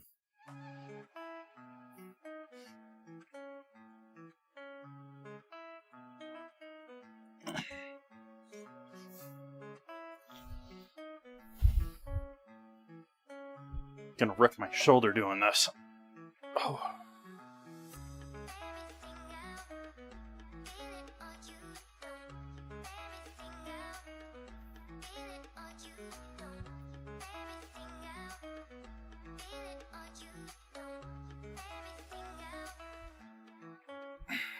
Finally.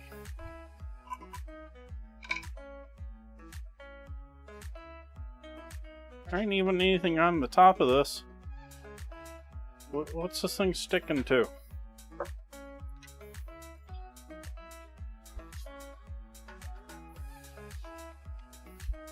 We'll add a little beef bouillon to our gravy. He says we'll add probably twice as much as you would need prescribed for that amount of liquid. It's a little bit of bouillon.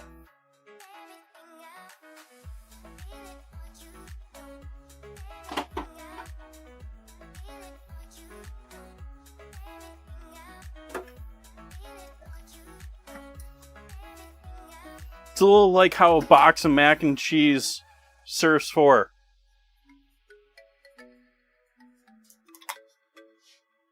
Ooh, you're closed. Do I have an open one? You were closed. I thought I have an open one.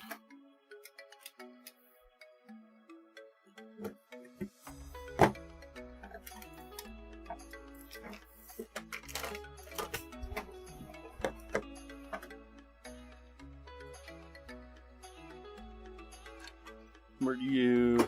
You're not... anything. I'm not going to use you. Probably ever. Ah. Well, I don't want to use it for that. I don't want to use that for that. We're going to use the Vegemite. I have an open jar of Marmite. I don't want to use Marmite in my gravy. Vegemite's tasty in gravy, though.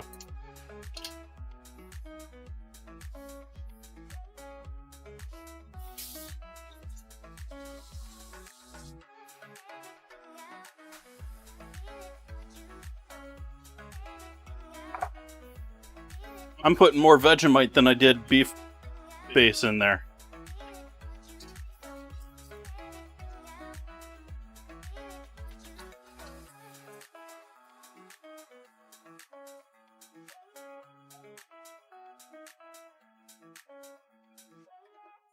Oh, in case you didn't know, there's a fourth term there. Yeah, we have not only Vegemite.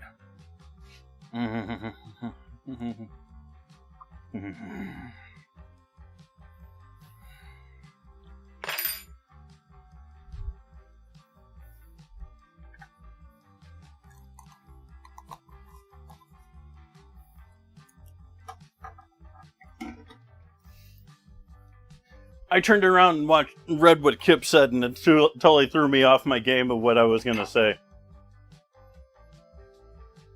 But anyways, there's Vegemite and... Oh, there's 4 of them actually out there. You have broth, you have bouillon, you have stock, and then you have base. Which I don't think many people hear outside of commercial kitchens. Like, base is like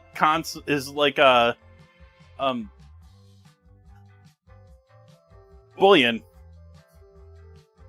But like commercial bouillon.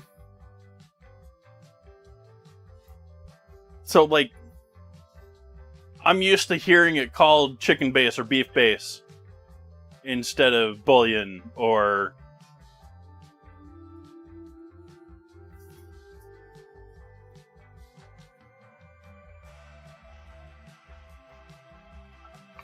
That needs more water to cook down with.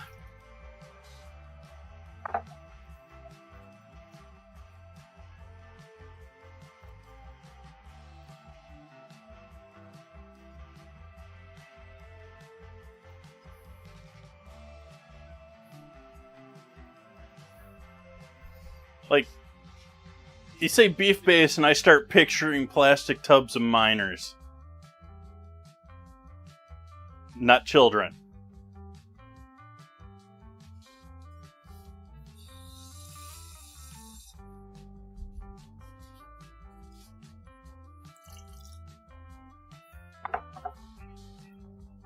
I felt I had to clarify myself in the Epstein age.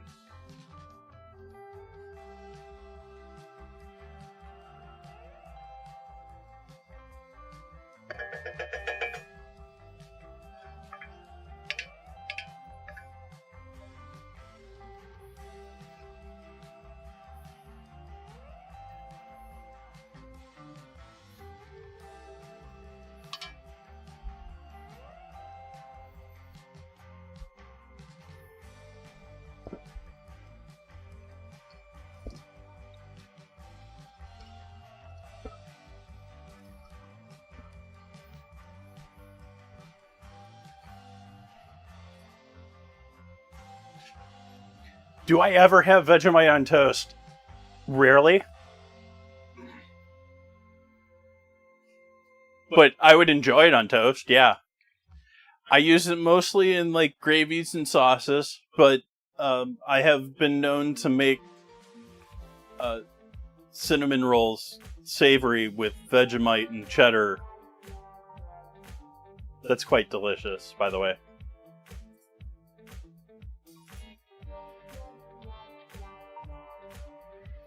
That was a while ago. I should make those again. Those are delicious.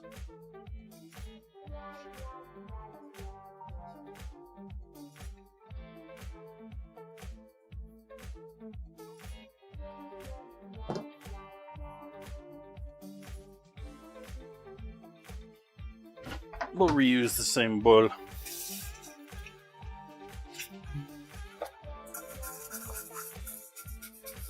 Or maybe we won't, because I don't feel like drying it. I'll just clean it and grab another clean bowl that's dry.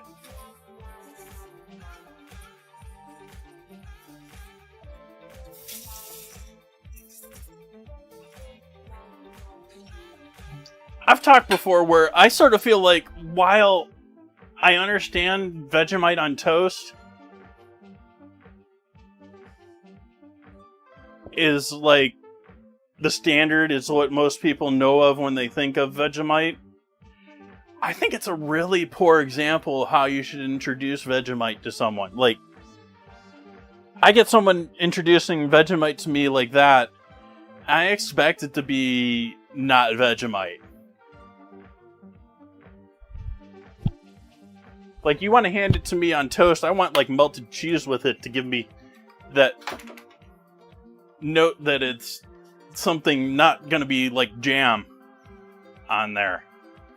I think that's a lot of people's problem with it, is they don't really expect this to be, like, savory beef gravy concentrate on their toast. They expect it to be, like, butter or fruity or...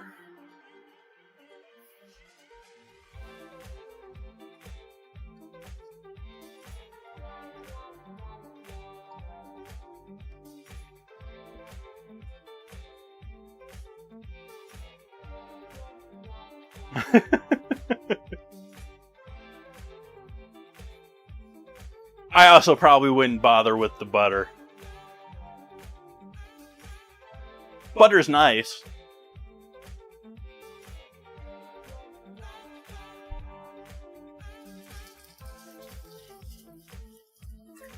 Okay, we need even more liquid because this is continuing to stick. Might as well turn it down a bit too.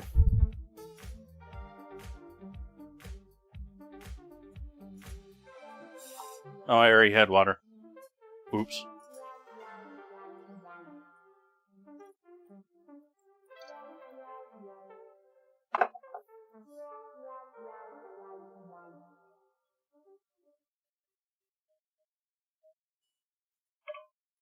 I wonder, will this fit on top of that? Can I do this?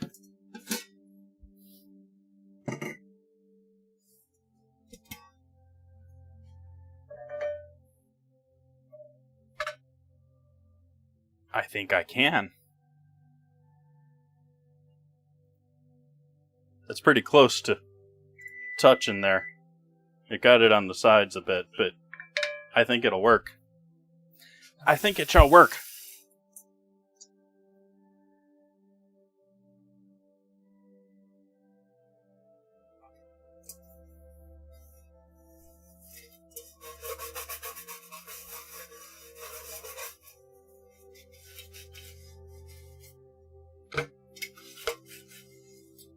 I'm going to use this to steam my beef.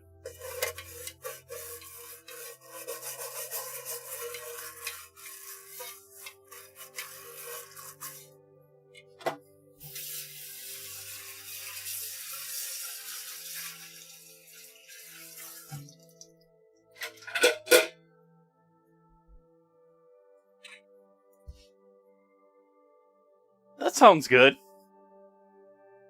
Yeah, Vegemite will probably do pretty good as a pizza base.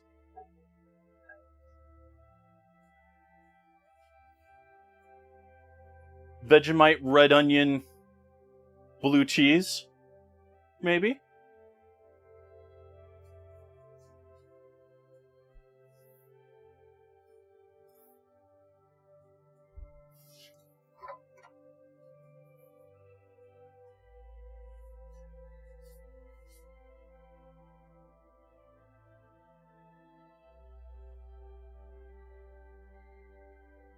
I forgot taters. We need to make taters. Let's see how these are left. These last ones, are these usable?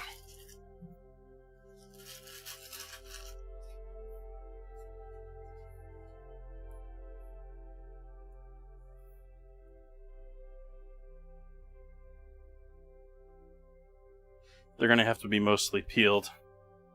If only because I don't trust these potatoes to be nice on the inside. Yep.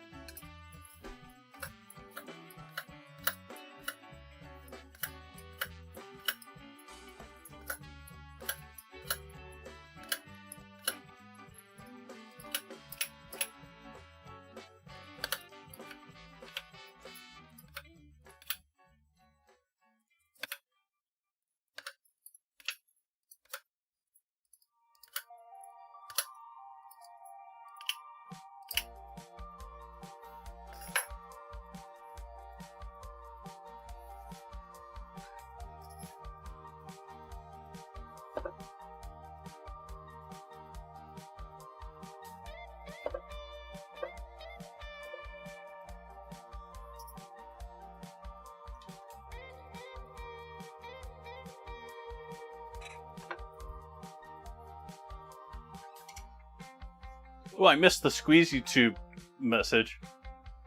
The best is when they get it in the squeezy tube and just squeeze it straight in their mouth. Ooh. I'm not opposed to that action.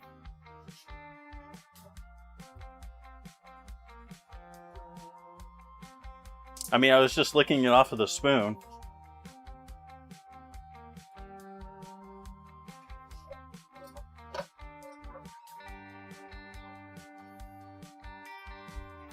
I don't think I've seen squeezy tube Vegemite. We barely have Vegemite here. Like, you sort of got to go to the international aisle and maybe they'll have it. And they'll have one of the two between Vegemite and Marmite.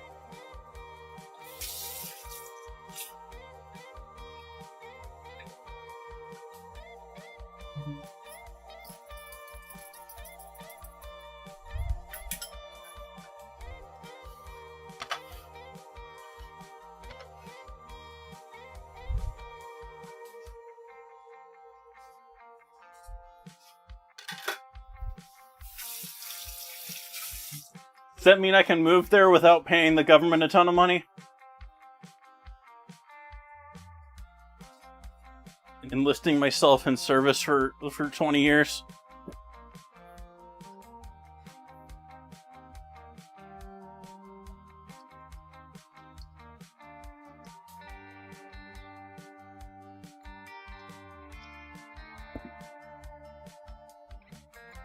Oh, you mean like squeezy tube? You mean like,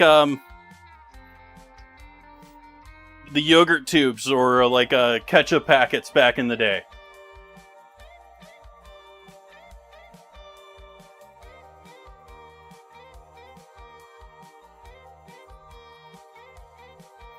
I was picturing more like the old school tin metal squeezy tube things, sort of like the old school toothpaste tubes. Like they sell some tomato paste and stuff in, anchovy paste in.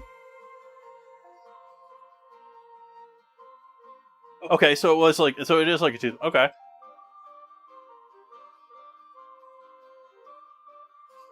Interesting.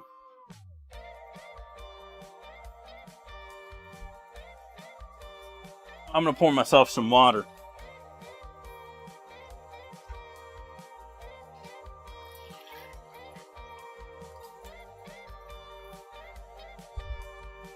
Did I put the flame on underneath those? Yes, I did. Good, good.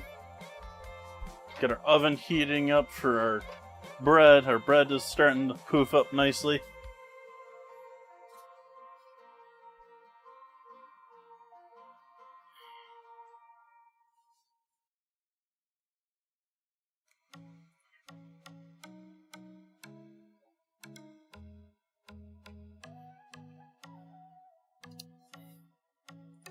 See what time we're getting to be here. Why are my pre-rolls on? In the middle of the hour? Bot, what are you doing?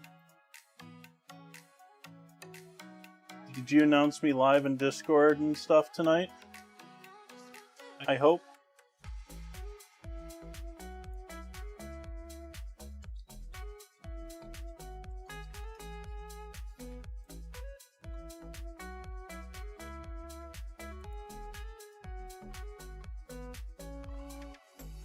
Nope.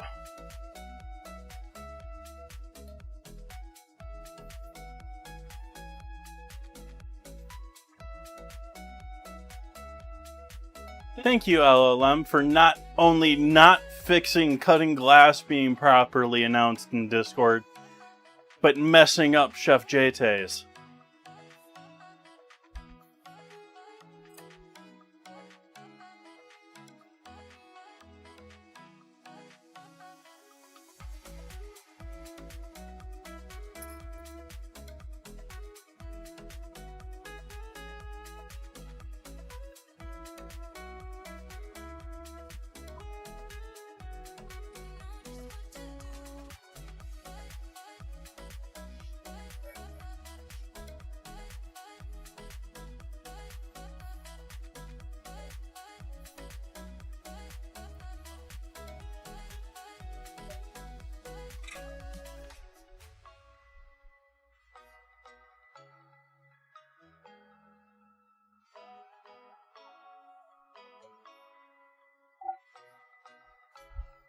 Okay, I think we're going to.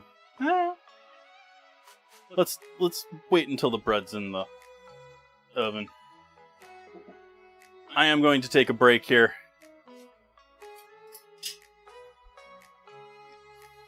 But waiting for this to be poofed a bit more. I say that when it doesn't need to poof anymore. I just need to get it in the oven.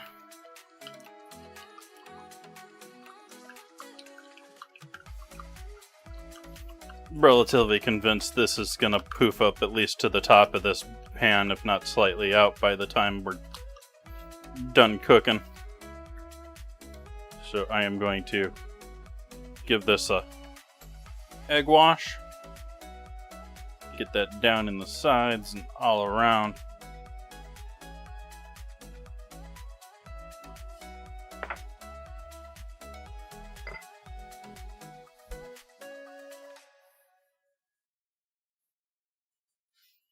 The bot's actually supposed to be announcing when you go live in the Discord, Kip, but it hasn't been doing that, and I don't have the credits to get after it right now without spending money on it. But that is on the list of things to get corrected.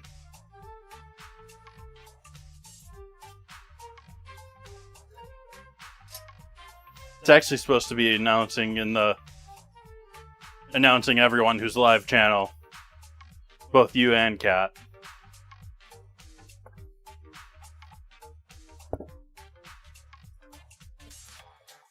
There's a couple other people that it's not announcing it's supposed to be announcing too. I don't know why. It's just not properly linking a couple of things.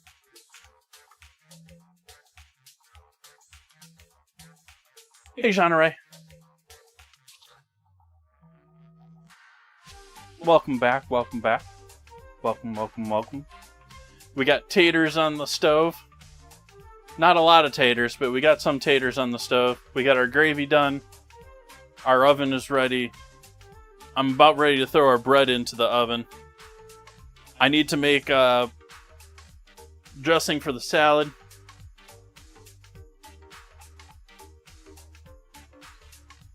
I think we're going to throw this into the oven and take a short break here. We'll come back, we'll finish our coleslaw dressing, and hopefully our bread will be close to done at that point. And maybe we'll get close to making our dinner.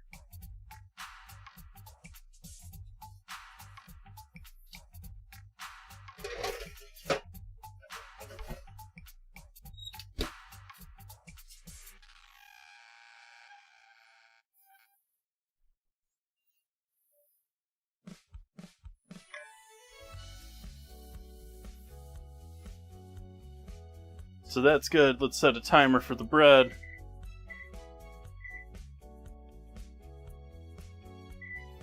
Why is it basically all bread is 20 minutes at 400 degrees? I'm going to take a moment to cool down. I'm going to crack open the window and sit down for a sec. I'm going to take 5 minutes here. Just a lot of things to cook. We gotta allow the bread to bake anyways. So I'll see all of you lovely folks back here in 5.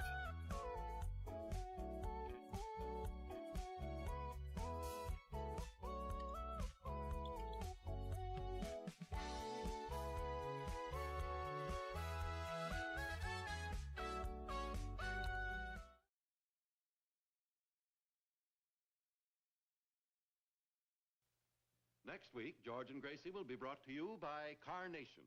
Hiya, happy boy. Wish you'd been with me today. We saw a great dog show, some beautiful dogs. There was the handsomest poodle, a real beauty, an international champion. His owner gave me some good advice. There are many dog foods on the market, but the Carnation Company makes the best. It's called Friskies, and it's quality all the way through. You should have seen the champion collie. He won everything in sight. The handler told me. A very important part of this champion's diet is meat.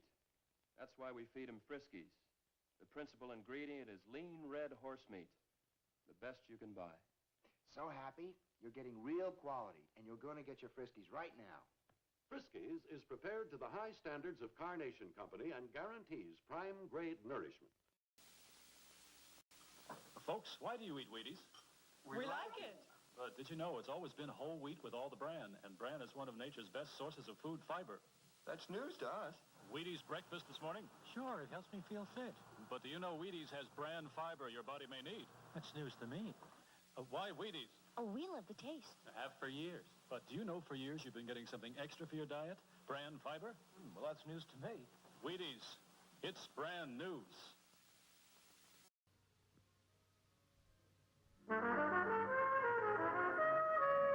Satisfying cups of pleasure. A coffee break makes the moment right. Fresh aroma, friendly flavor. Make it coffee, make it often, make it right. To brighten any moment. Make it coffee. To enjoy that fresh aroma. Make it often. Make it up fresh each time in a clean container. And for full flavor, Make it right. and here's how. For each cup of fresh drawn water, use one approved measure of your favorite coffee. That's all, one approved measure per cup. Satisfying cups of pleasure.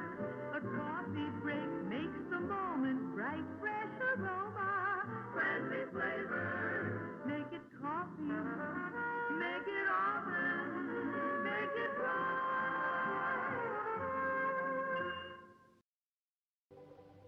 Yes, sir. If you want real entertainment, the best place to find it is in front of a General Electric Black Daylight Big-as-Life television set.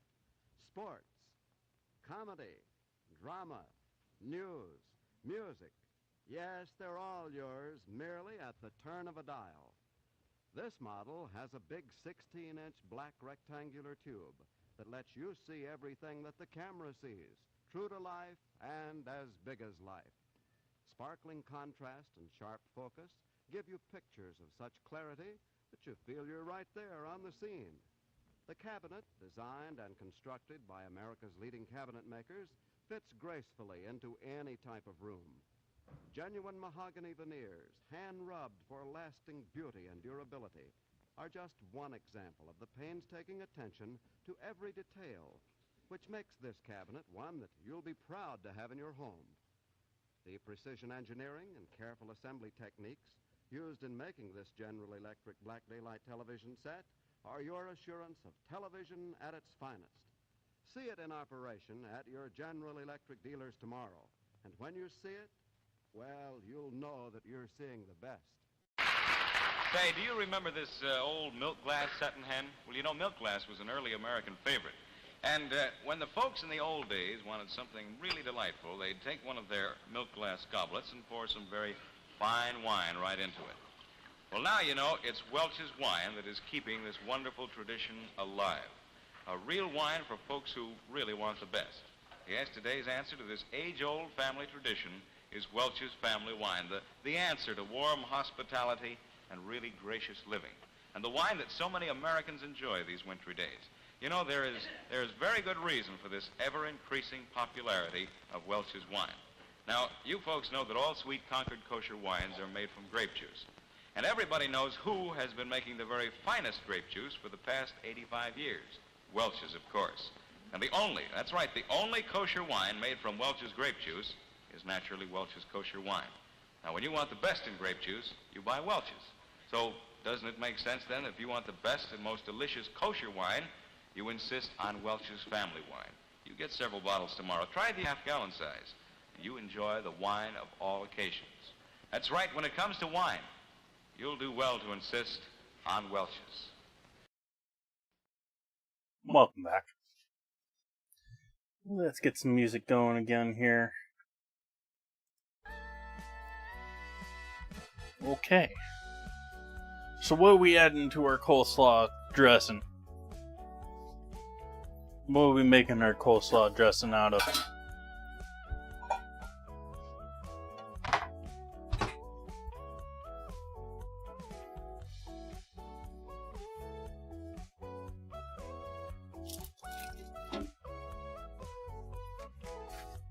Taters are boiling.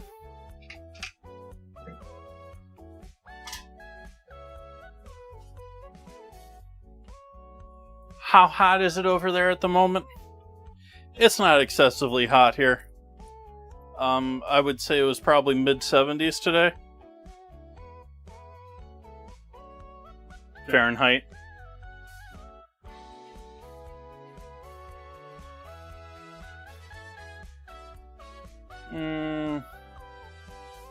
Slight bit more.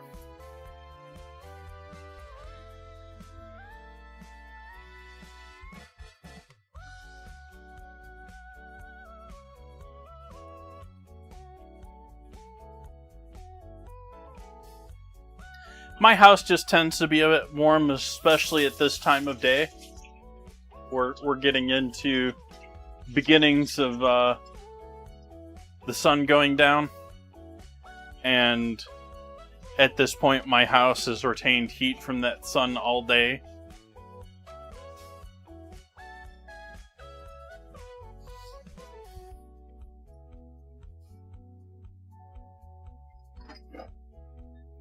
It just takes all that heat and says, yes, thank you, give me some more.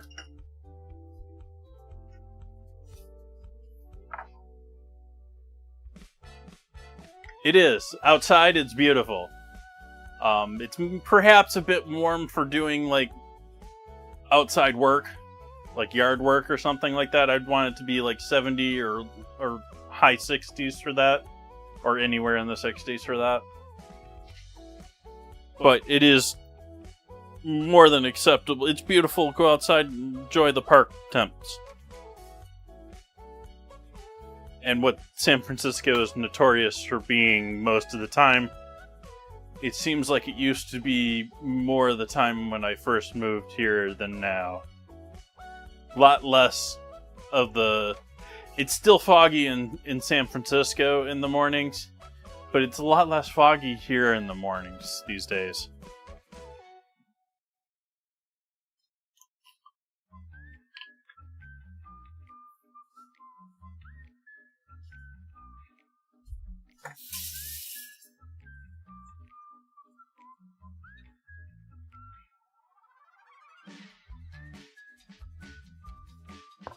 Hi, Blake.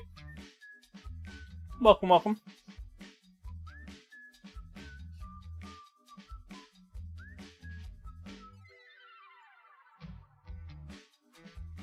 So we got honey mustard, we got Dijon mustard.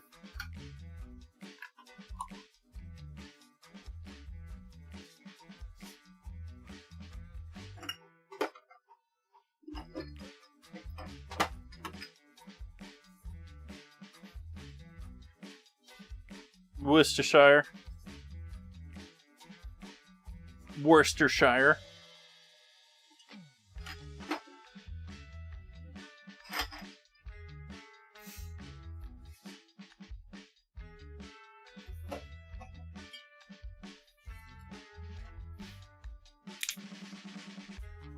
We'll add a touch of lime juice.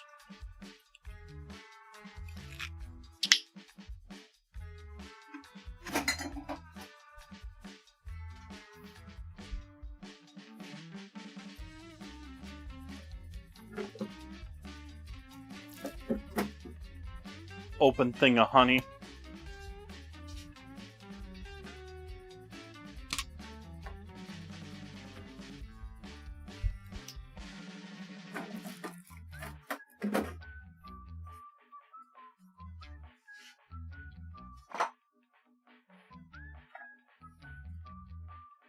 Oops. Left it over here. It's over here now. Garlic powder.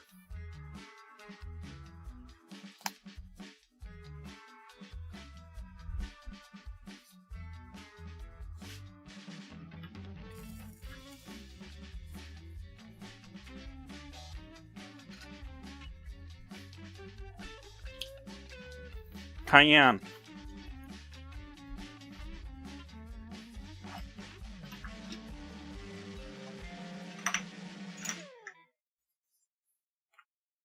Celery salt.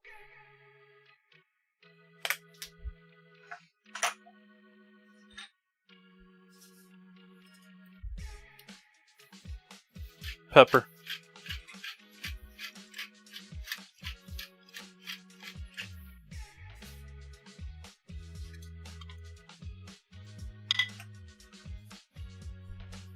MSG.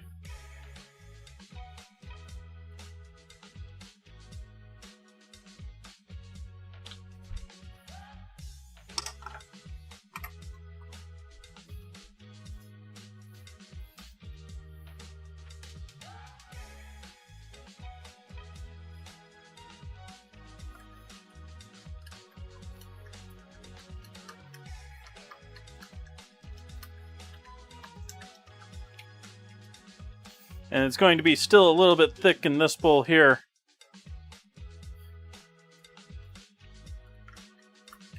But once we add it into the veggies, and the veggies have been losing liquid while chilling here, not be surprised if there's... It's not exactly pooling, but there is... Oh, there we go. There's some decent liquid at the bottom. That's going to get mixed together. So that's going to thin this out as well.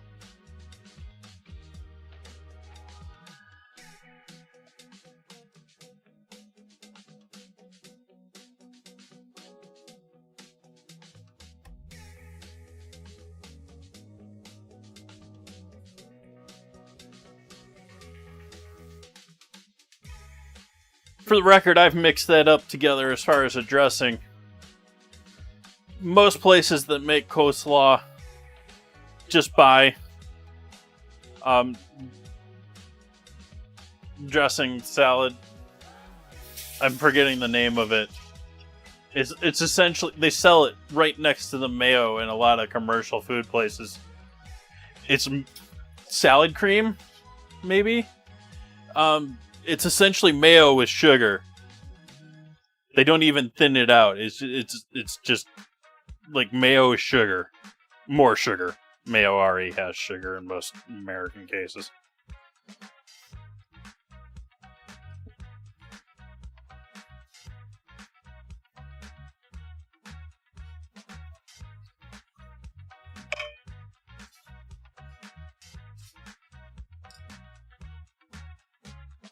Croutons? No croutons.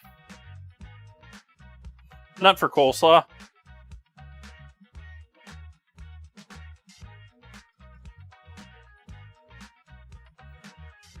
The other beautiful thing with coleslaw is it's one of those salads that you can make and let it sit and marinate in its juices, and it does a bit better, but at the same time, because it's an egg-based sauce, you don't want to keep it forever.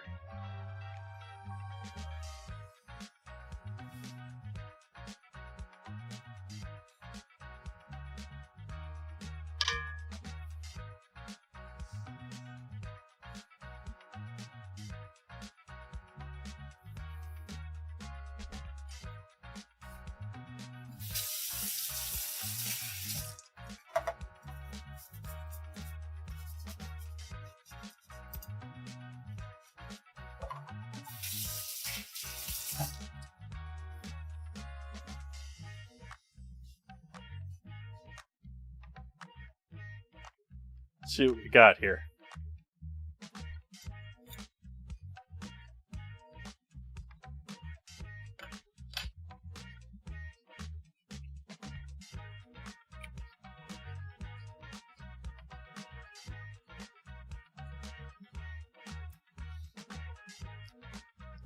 Creamy, savory, sweet. Good stuff.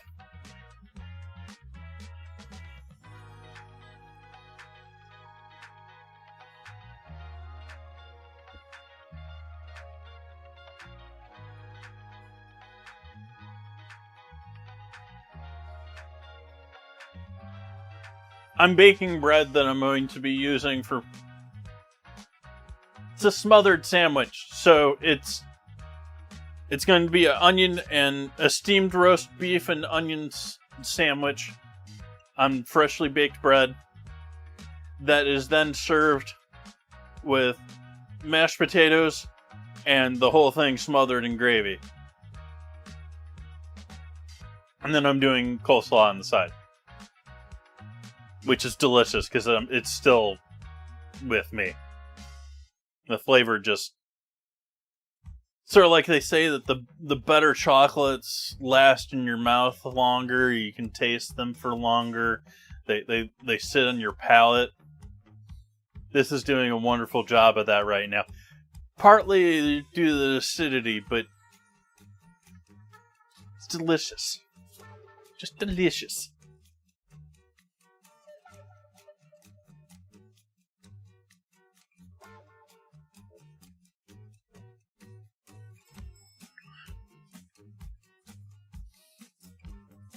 I was trying to spell, like, yogurt with that.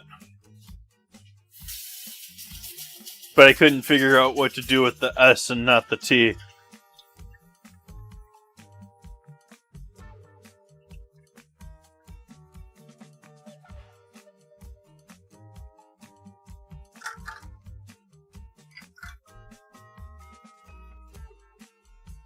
Yeah, I'm happy with that coleslaw. That coleslaw is tasty. I'm still tasting that coleslaw.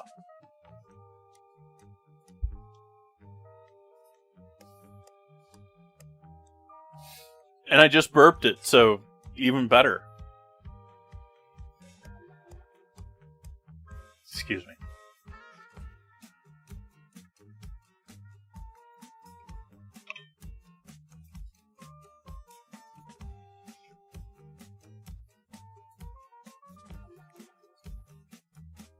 Where can I put this handle where it's not going to be roasted? I mean, I only got a minute left on, minute and a half on the bread, but before we can turn the oven off, but still, it's going to exhaust for a while.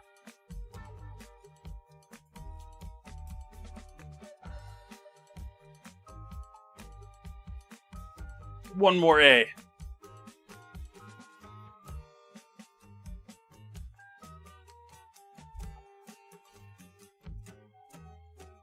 Curious what the word is now. Oh.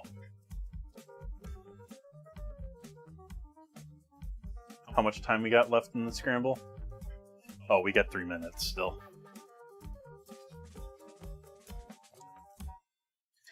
I'll wait to give you a hint. Though that's sort of a hint, too.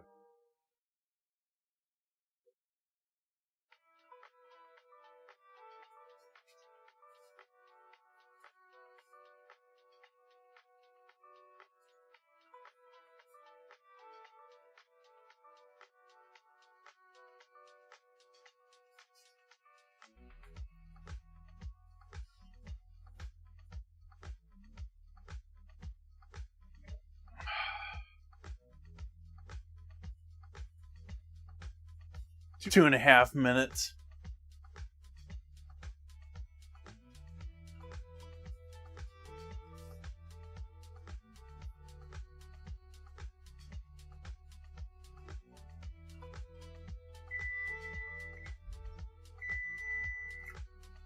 Okay, your hint is candles.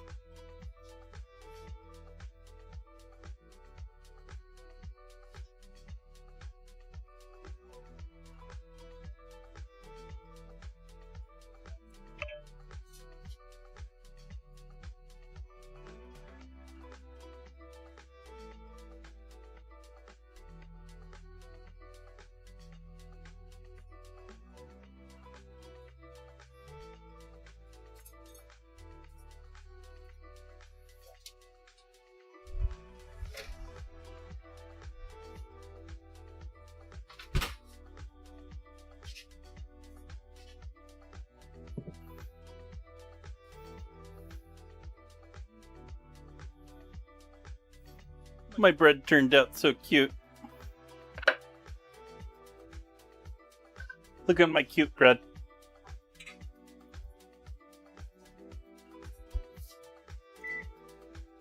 Starts with a C.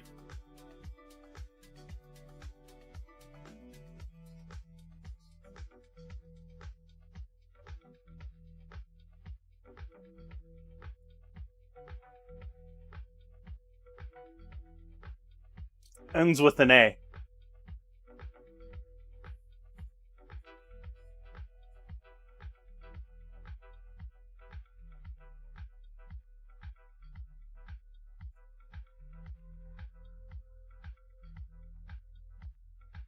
Yay!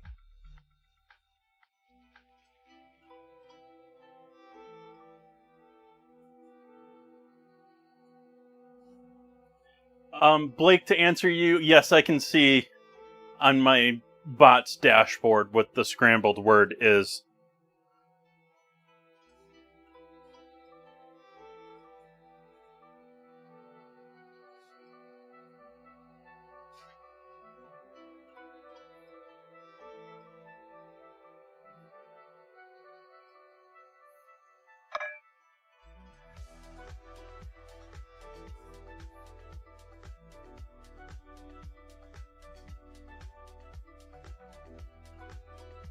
You might even be able to see them if I turn around from the camera and on the stove. I sort of have a feeling that it doesn't have enough pixels to pick that up. And you'd have to be seeing on a mighty large monitor to see it that large.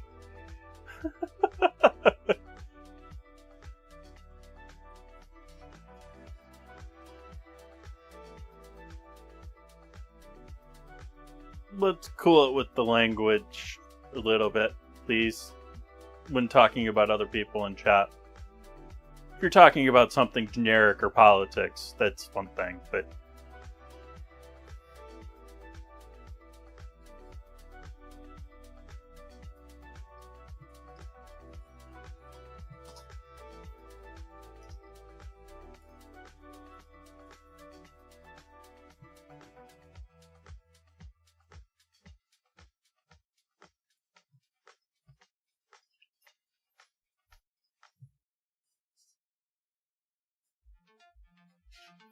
I timed someone out for that the other day, yesterday or the day before, and giving you leeway because you have been a valuable member of chat in the Discord and appreciate you hanging out.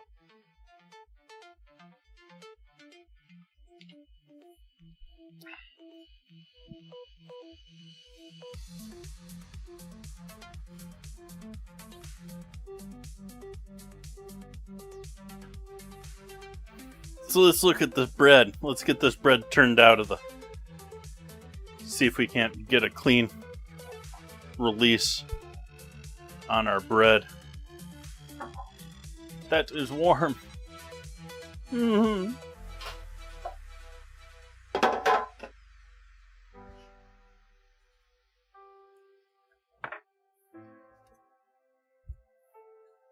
Nice. That's a cute looking loaf there. Makes a little swirl on the side. Don't love the break here at the top, but that's not the end of the world. Nice bottom. Look at that bottom.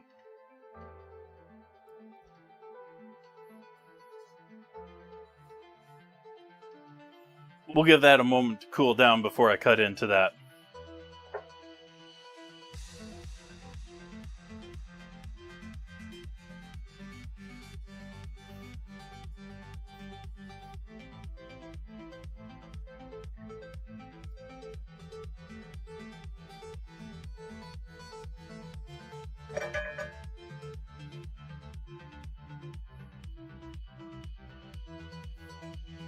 And do my best to clean off the sides here so that we can steam the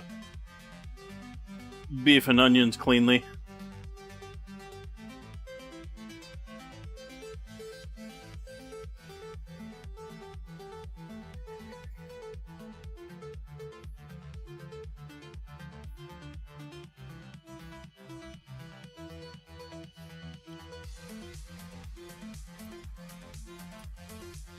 Tasty gravy.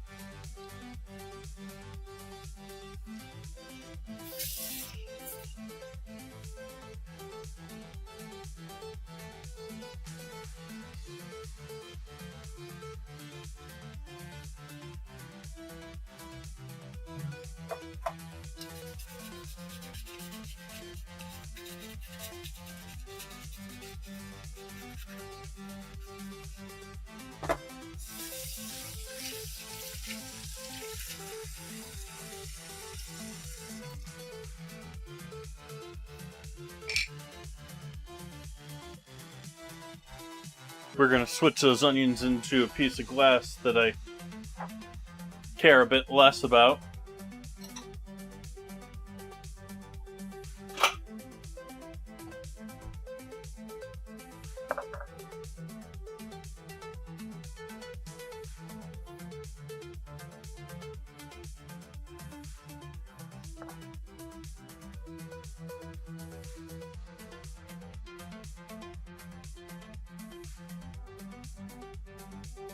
We'll get a little fine salt over the top of them.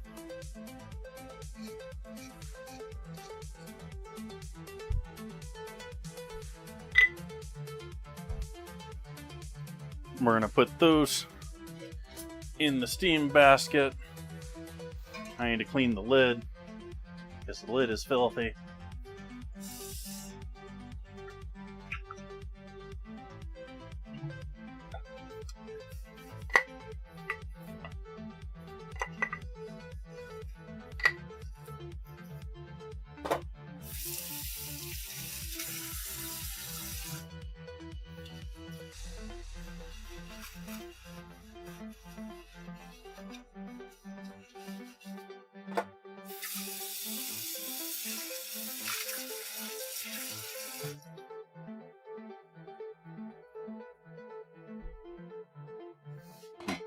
That there, and we're going to drop this on top of here.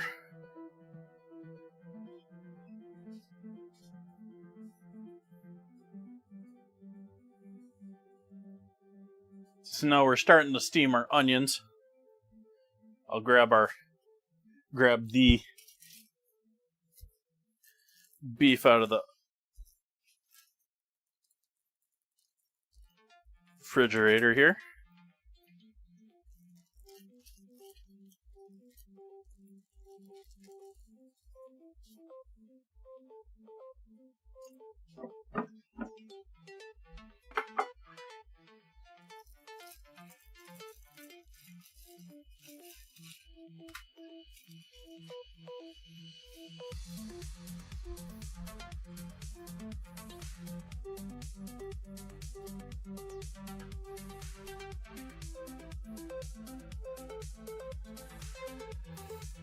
First, I'm really taking eyes on this. I asked her to slice it thin. This is acceptable, but I don't really think of it as thin. It's certainly not shaved thin.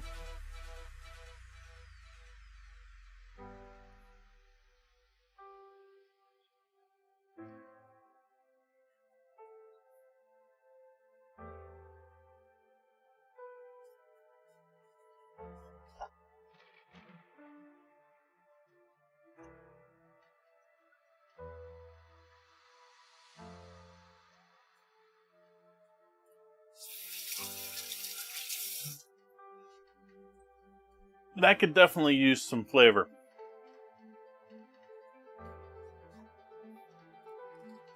Sorry, local supermarket, but actually, no, I'm not very sorry because I'm not that huge a fan of chain.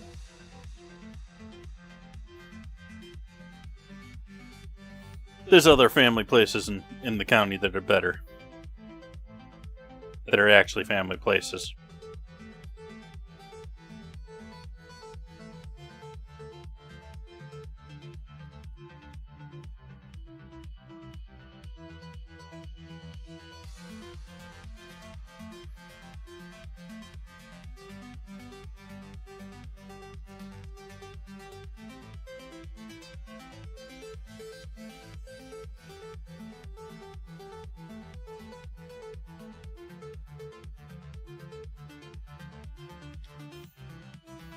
I don't know if this girl folded each piece as this came off of the slicer.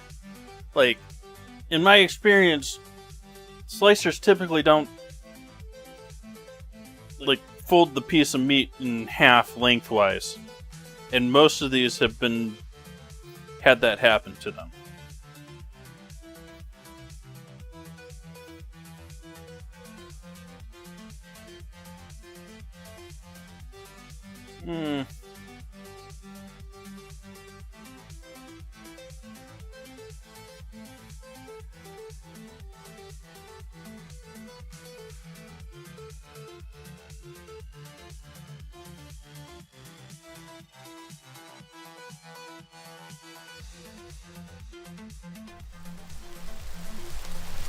Okay.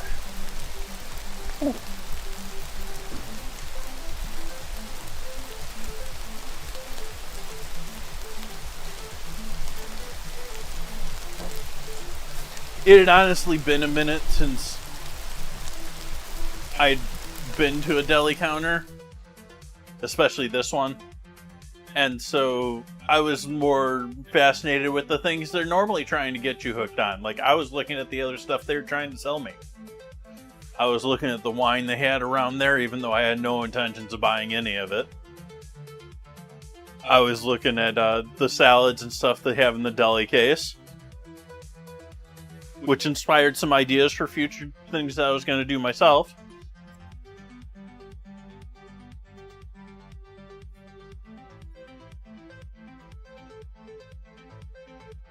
Oh yes, I noticed that we had someone pumping the chocolate versus bacon vote after hours.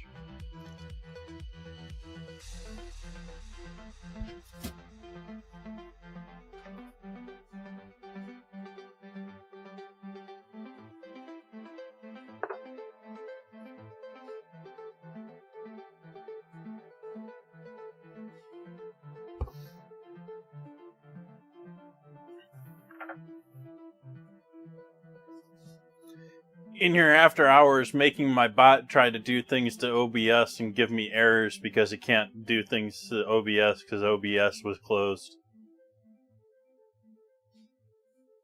It tried to show the overlays for the after night votes.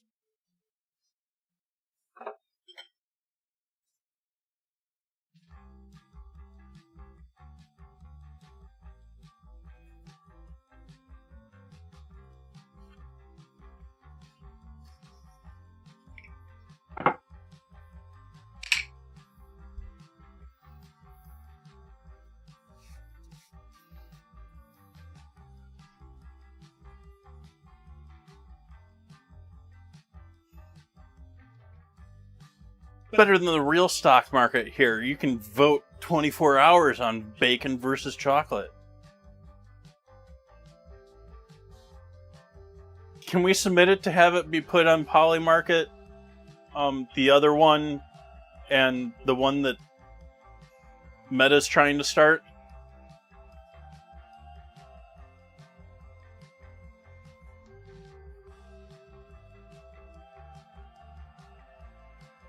Let's have some people put some real money behind this. Of course, at the same time, I could make it based off of bits.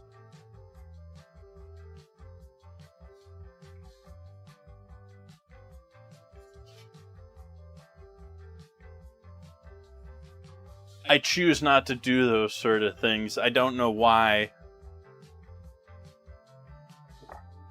But I prefer to leave my streams not necessary to be paid for to be seen. I mean, I'm making ad revenue.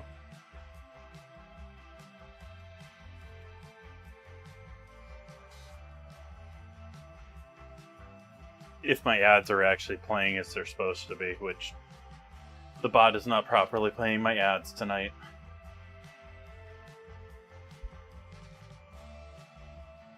It did that time, though. Maybe. No, it didn't, actually. It's still off from earlier.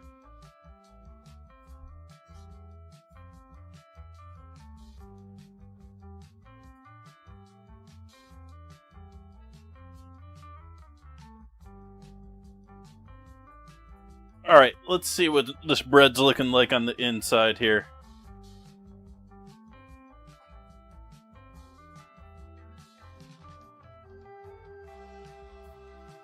Let's see. That in half gives us... Those are decent slices.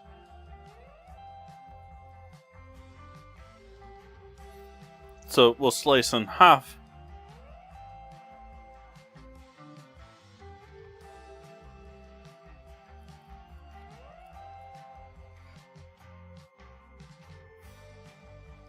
Then in half again.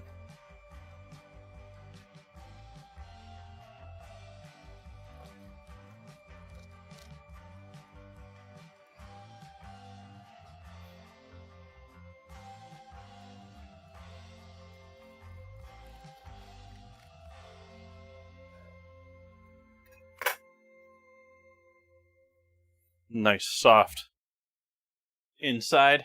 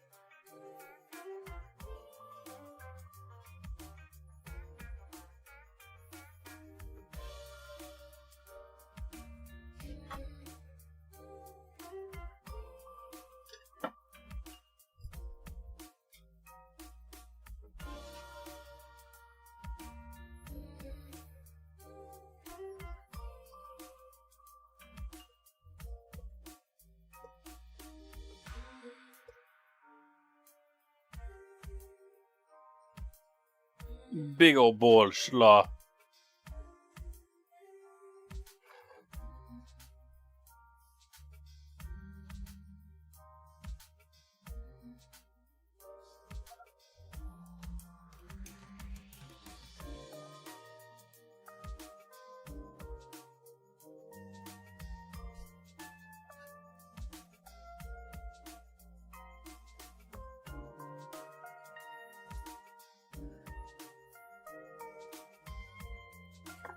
We're going to need one more for that.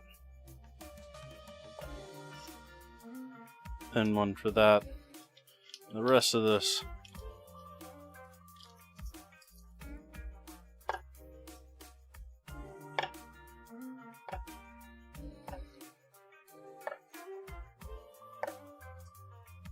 gravy and potato bound.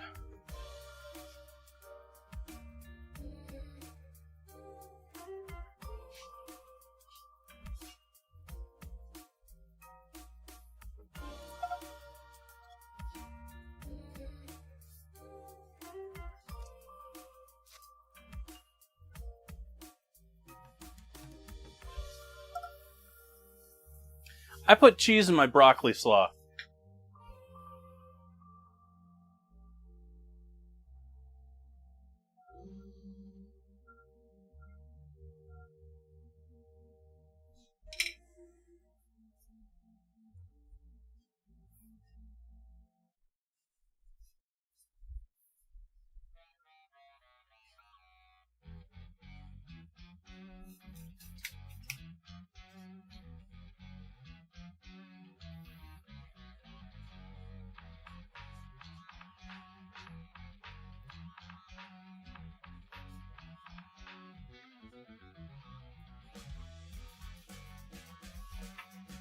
But then again, broccoli slaw is typically not a very healthy event, even compared to normal coleslaw. For those unaware what broccoli slaw is, at least in my mind, it is a combination of broccoli, including all of the stems, so it's a great use to use up a bunch of stems. You can also use up more stems than... They can use a whole bunch of stems up in it, and a little bit of florets. Cheddar, bacon, and then a dressing. Usually with some sort of green onion or regular onions in there as well.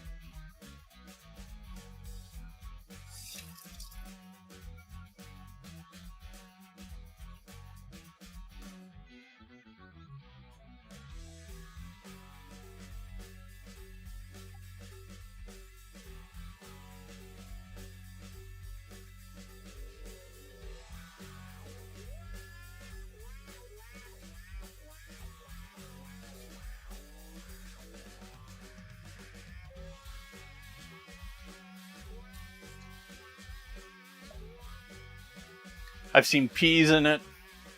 What else have I seen in that? I wouldn't be surprised if people put avocado in that.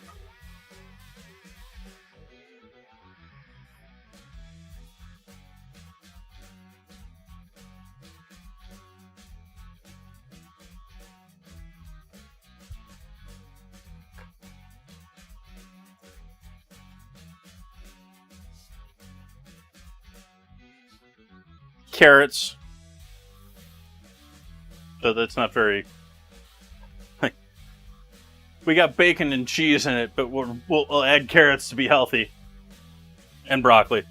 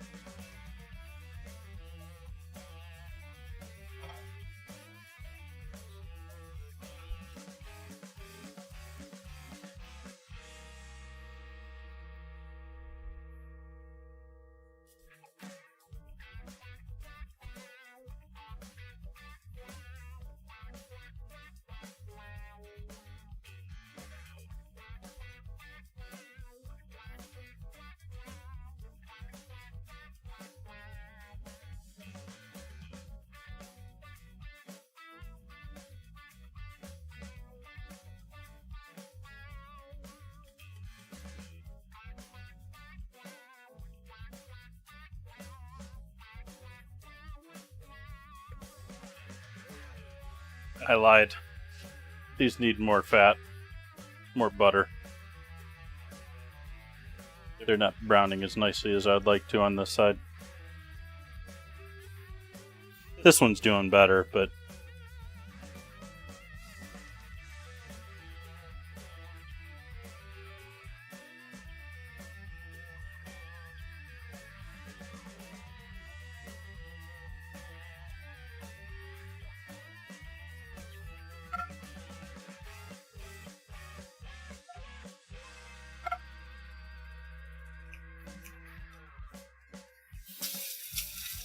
almost there.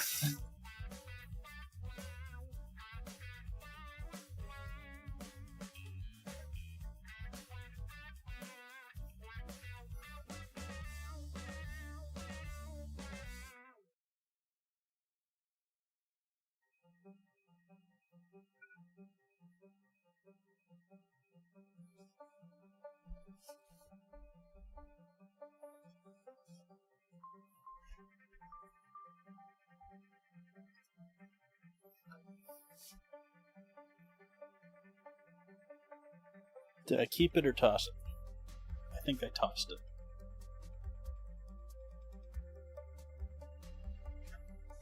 I had some horseradish, but it'd been in the fridge for a while. Horseradish would have been nice with all of this. Alright, so we got our nice toasted bottoms. We are done with this pan here. We can get that out of the way here.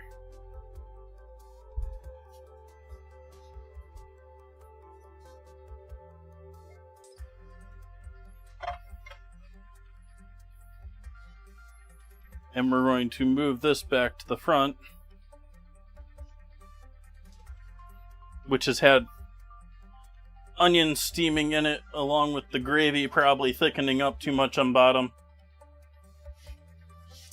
Changing the burners.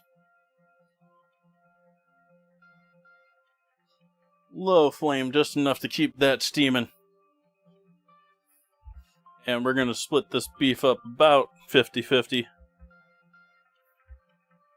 Something like that.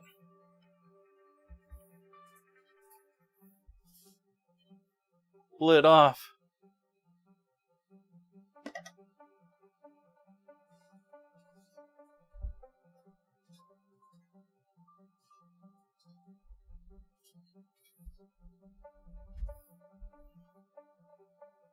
Lid back on.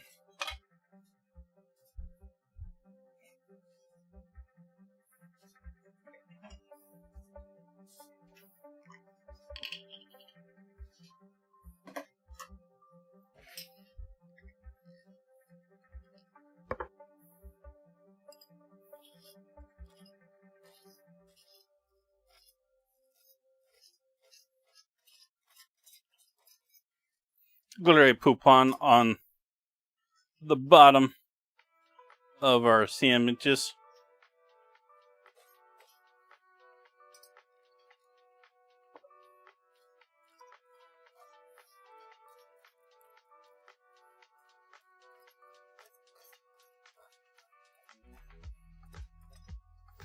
They had to name this knowing what that sounds like phonetically when you say that, right?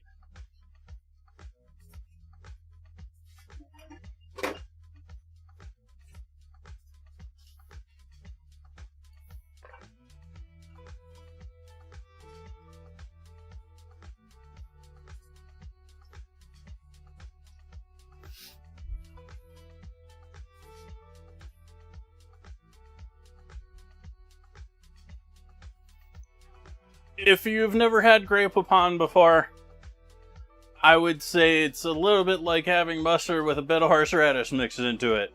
It's got a bit of a bite to it.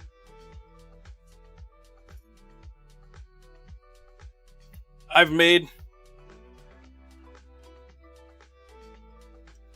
Dijon mustard before.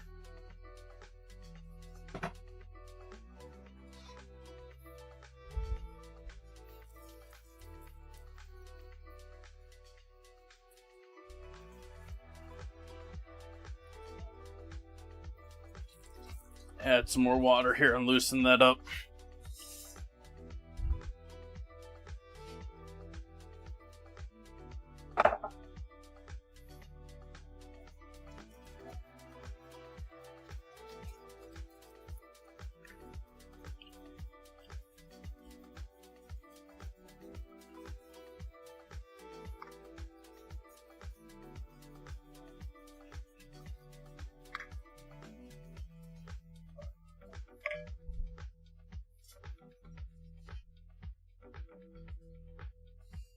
Okay, so we've got steamed meat.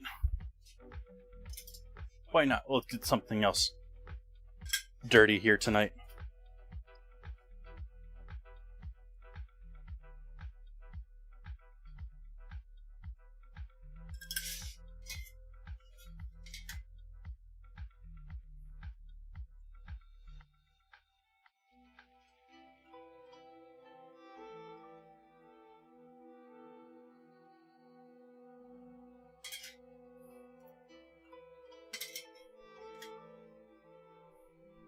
Then we got our onions that have been steaming with all of it, and they've been turned mostly translucent. They're cooked through, likely not nearly as chewy.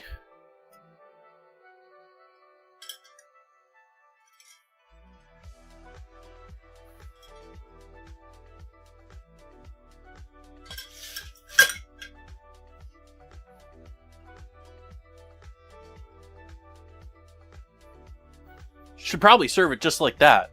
Throw some green onion on there, call it a night. Right? Did I get a plate out? I did not.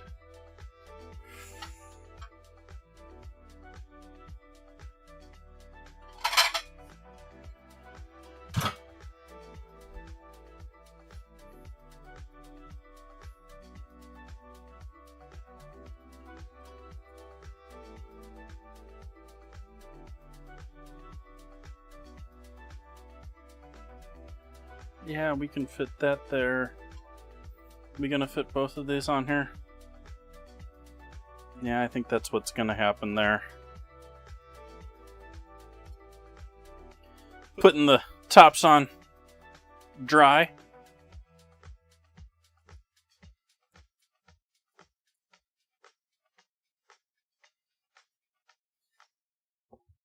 Give everyone a side view of this before we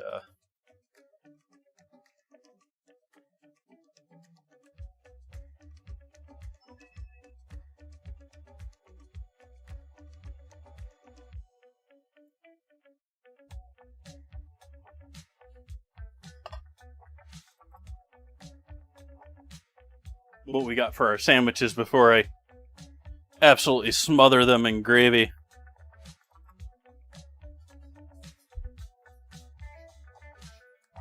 This delicious stuff back here. Alright, let's make some taters.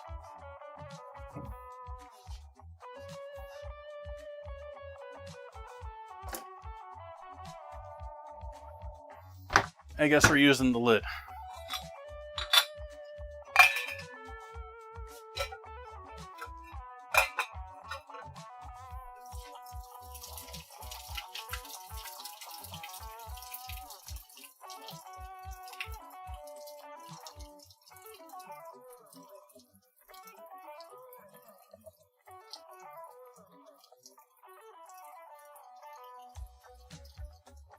Would you just pour out already?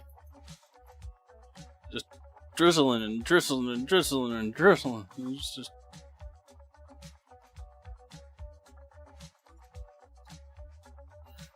Whatever happened to shake once and otherwise you're playing games?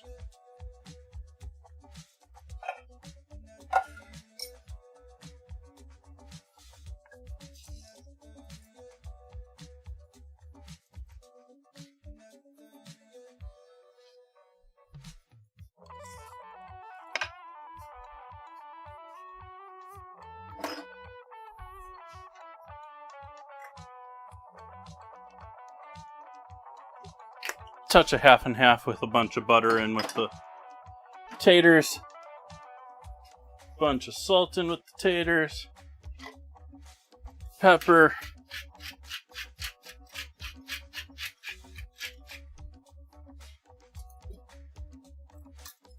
MSG. And it's a mashing time. Are you able to see what I'm doing even? Sort of. Not really.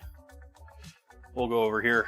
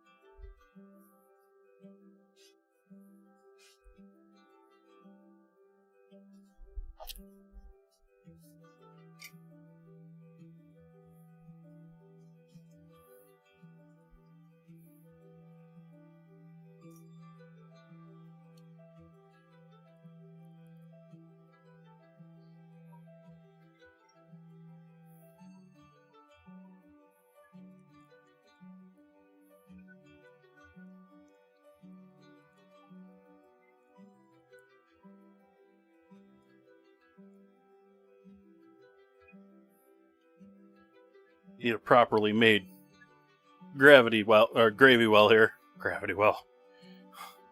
Gravy well.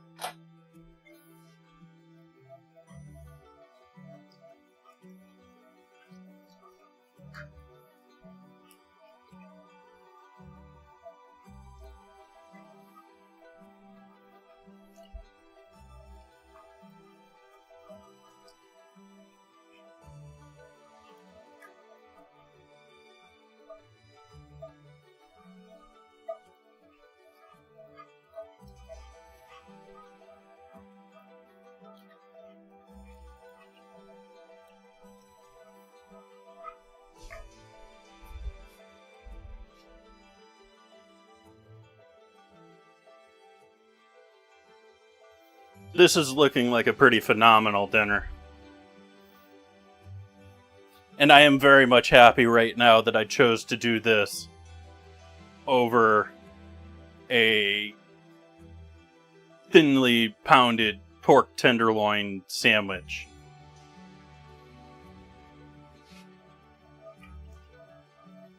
Alright, let's gravy this.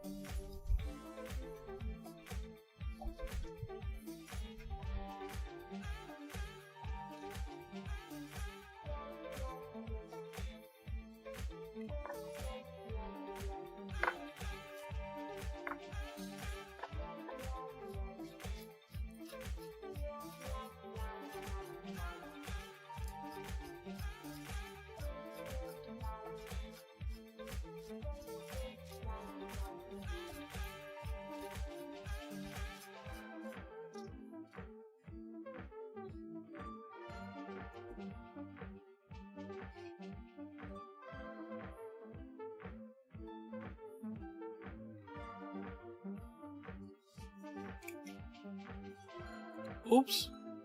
Why aren't we showing closer up?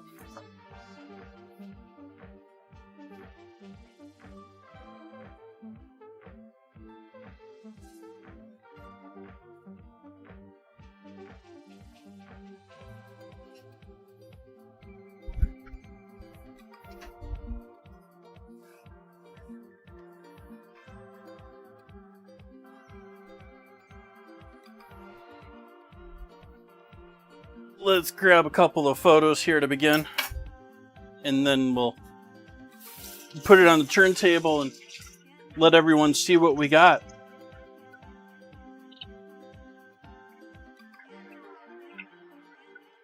It's almost turntable time.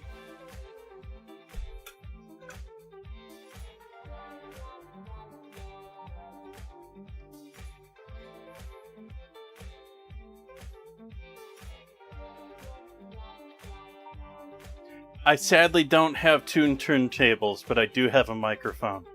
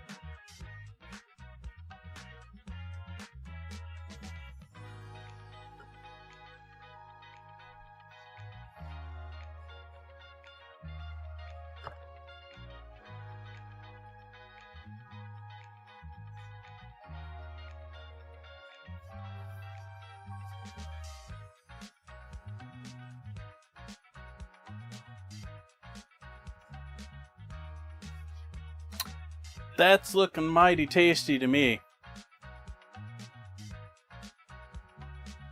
Who wants some of that? You're not getting any of it, but who wants some of that?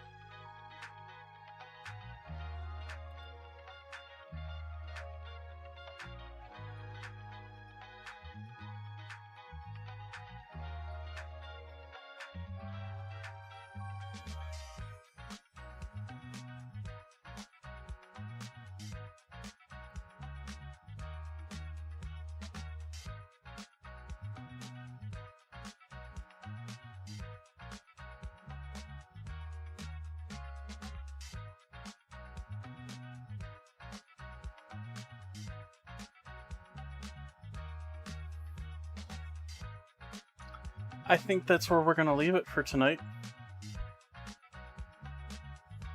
I am going to go and enjoy this. I'm going to figure out what I can figure out as far as a design to start on tomorrow whether we're going to start on my logo or the light I mentioned, or maybe something else. So I have to figure that out. I don't know if I'm going to stream cutting glass on Monday. Definitely will be on Wednesday. I will be back here tomorrow night on Chef Jay Tay. We're going to be doing, what was it, chicken carnitas and margaritas. I'm going to go see if I can't find some nice strawberries tomorrow. I didn't see any today. I'd love to do some strawberry margaritas. That'd be fun. Alright folks, thank you so much for joining in with me tonight. I always appreciate your company. And I wish you a great night. I wish you a great start to your week. And I hope you had a great weekend if I didn't hear already.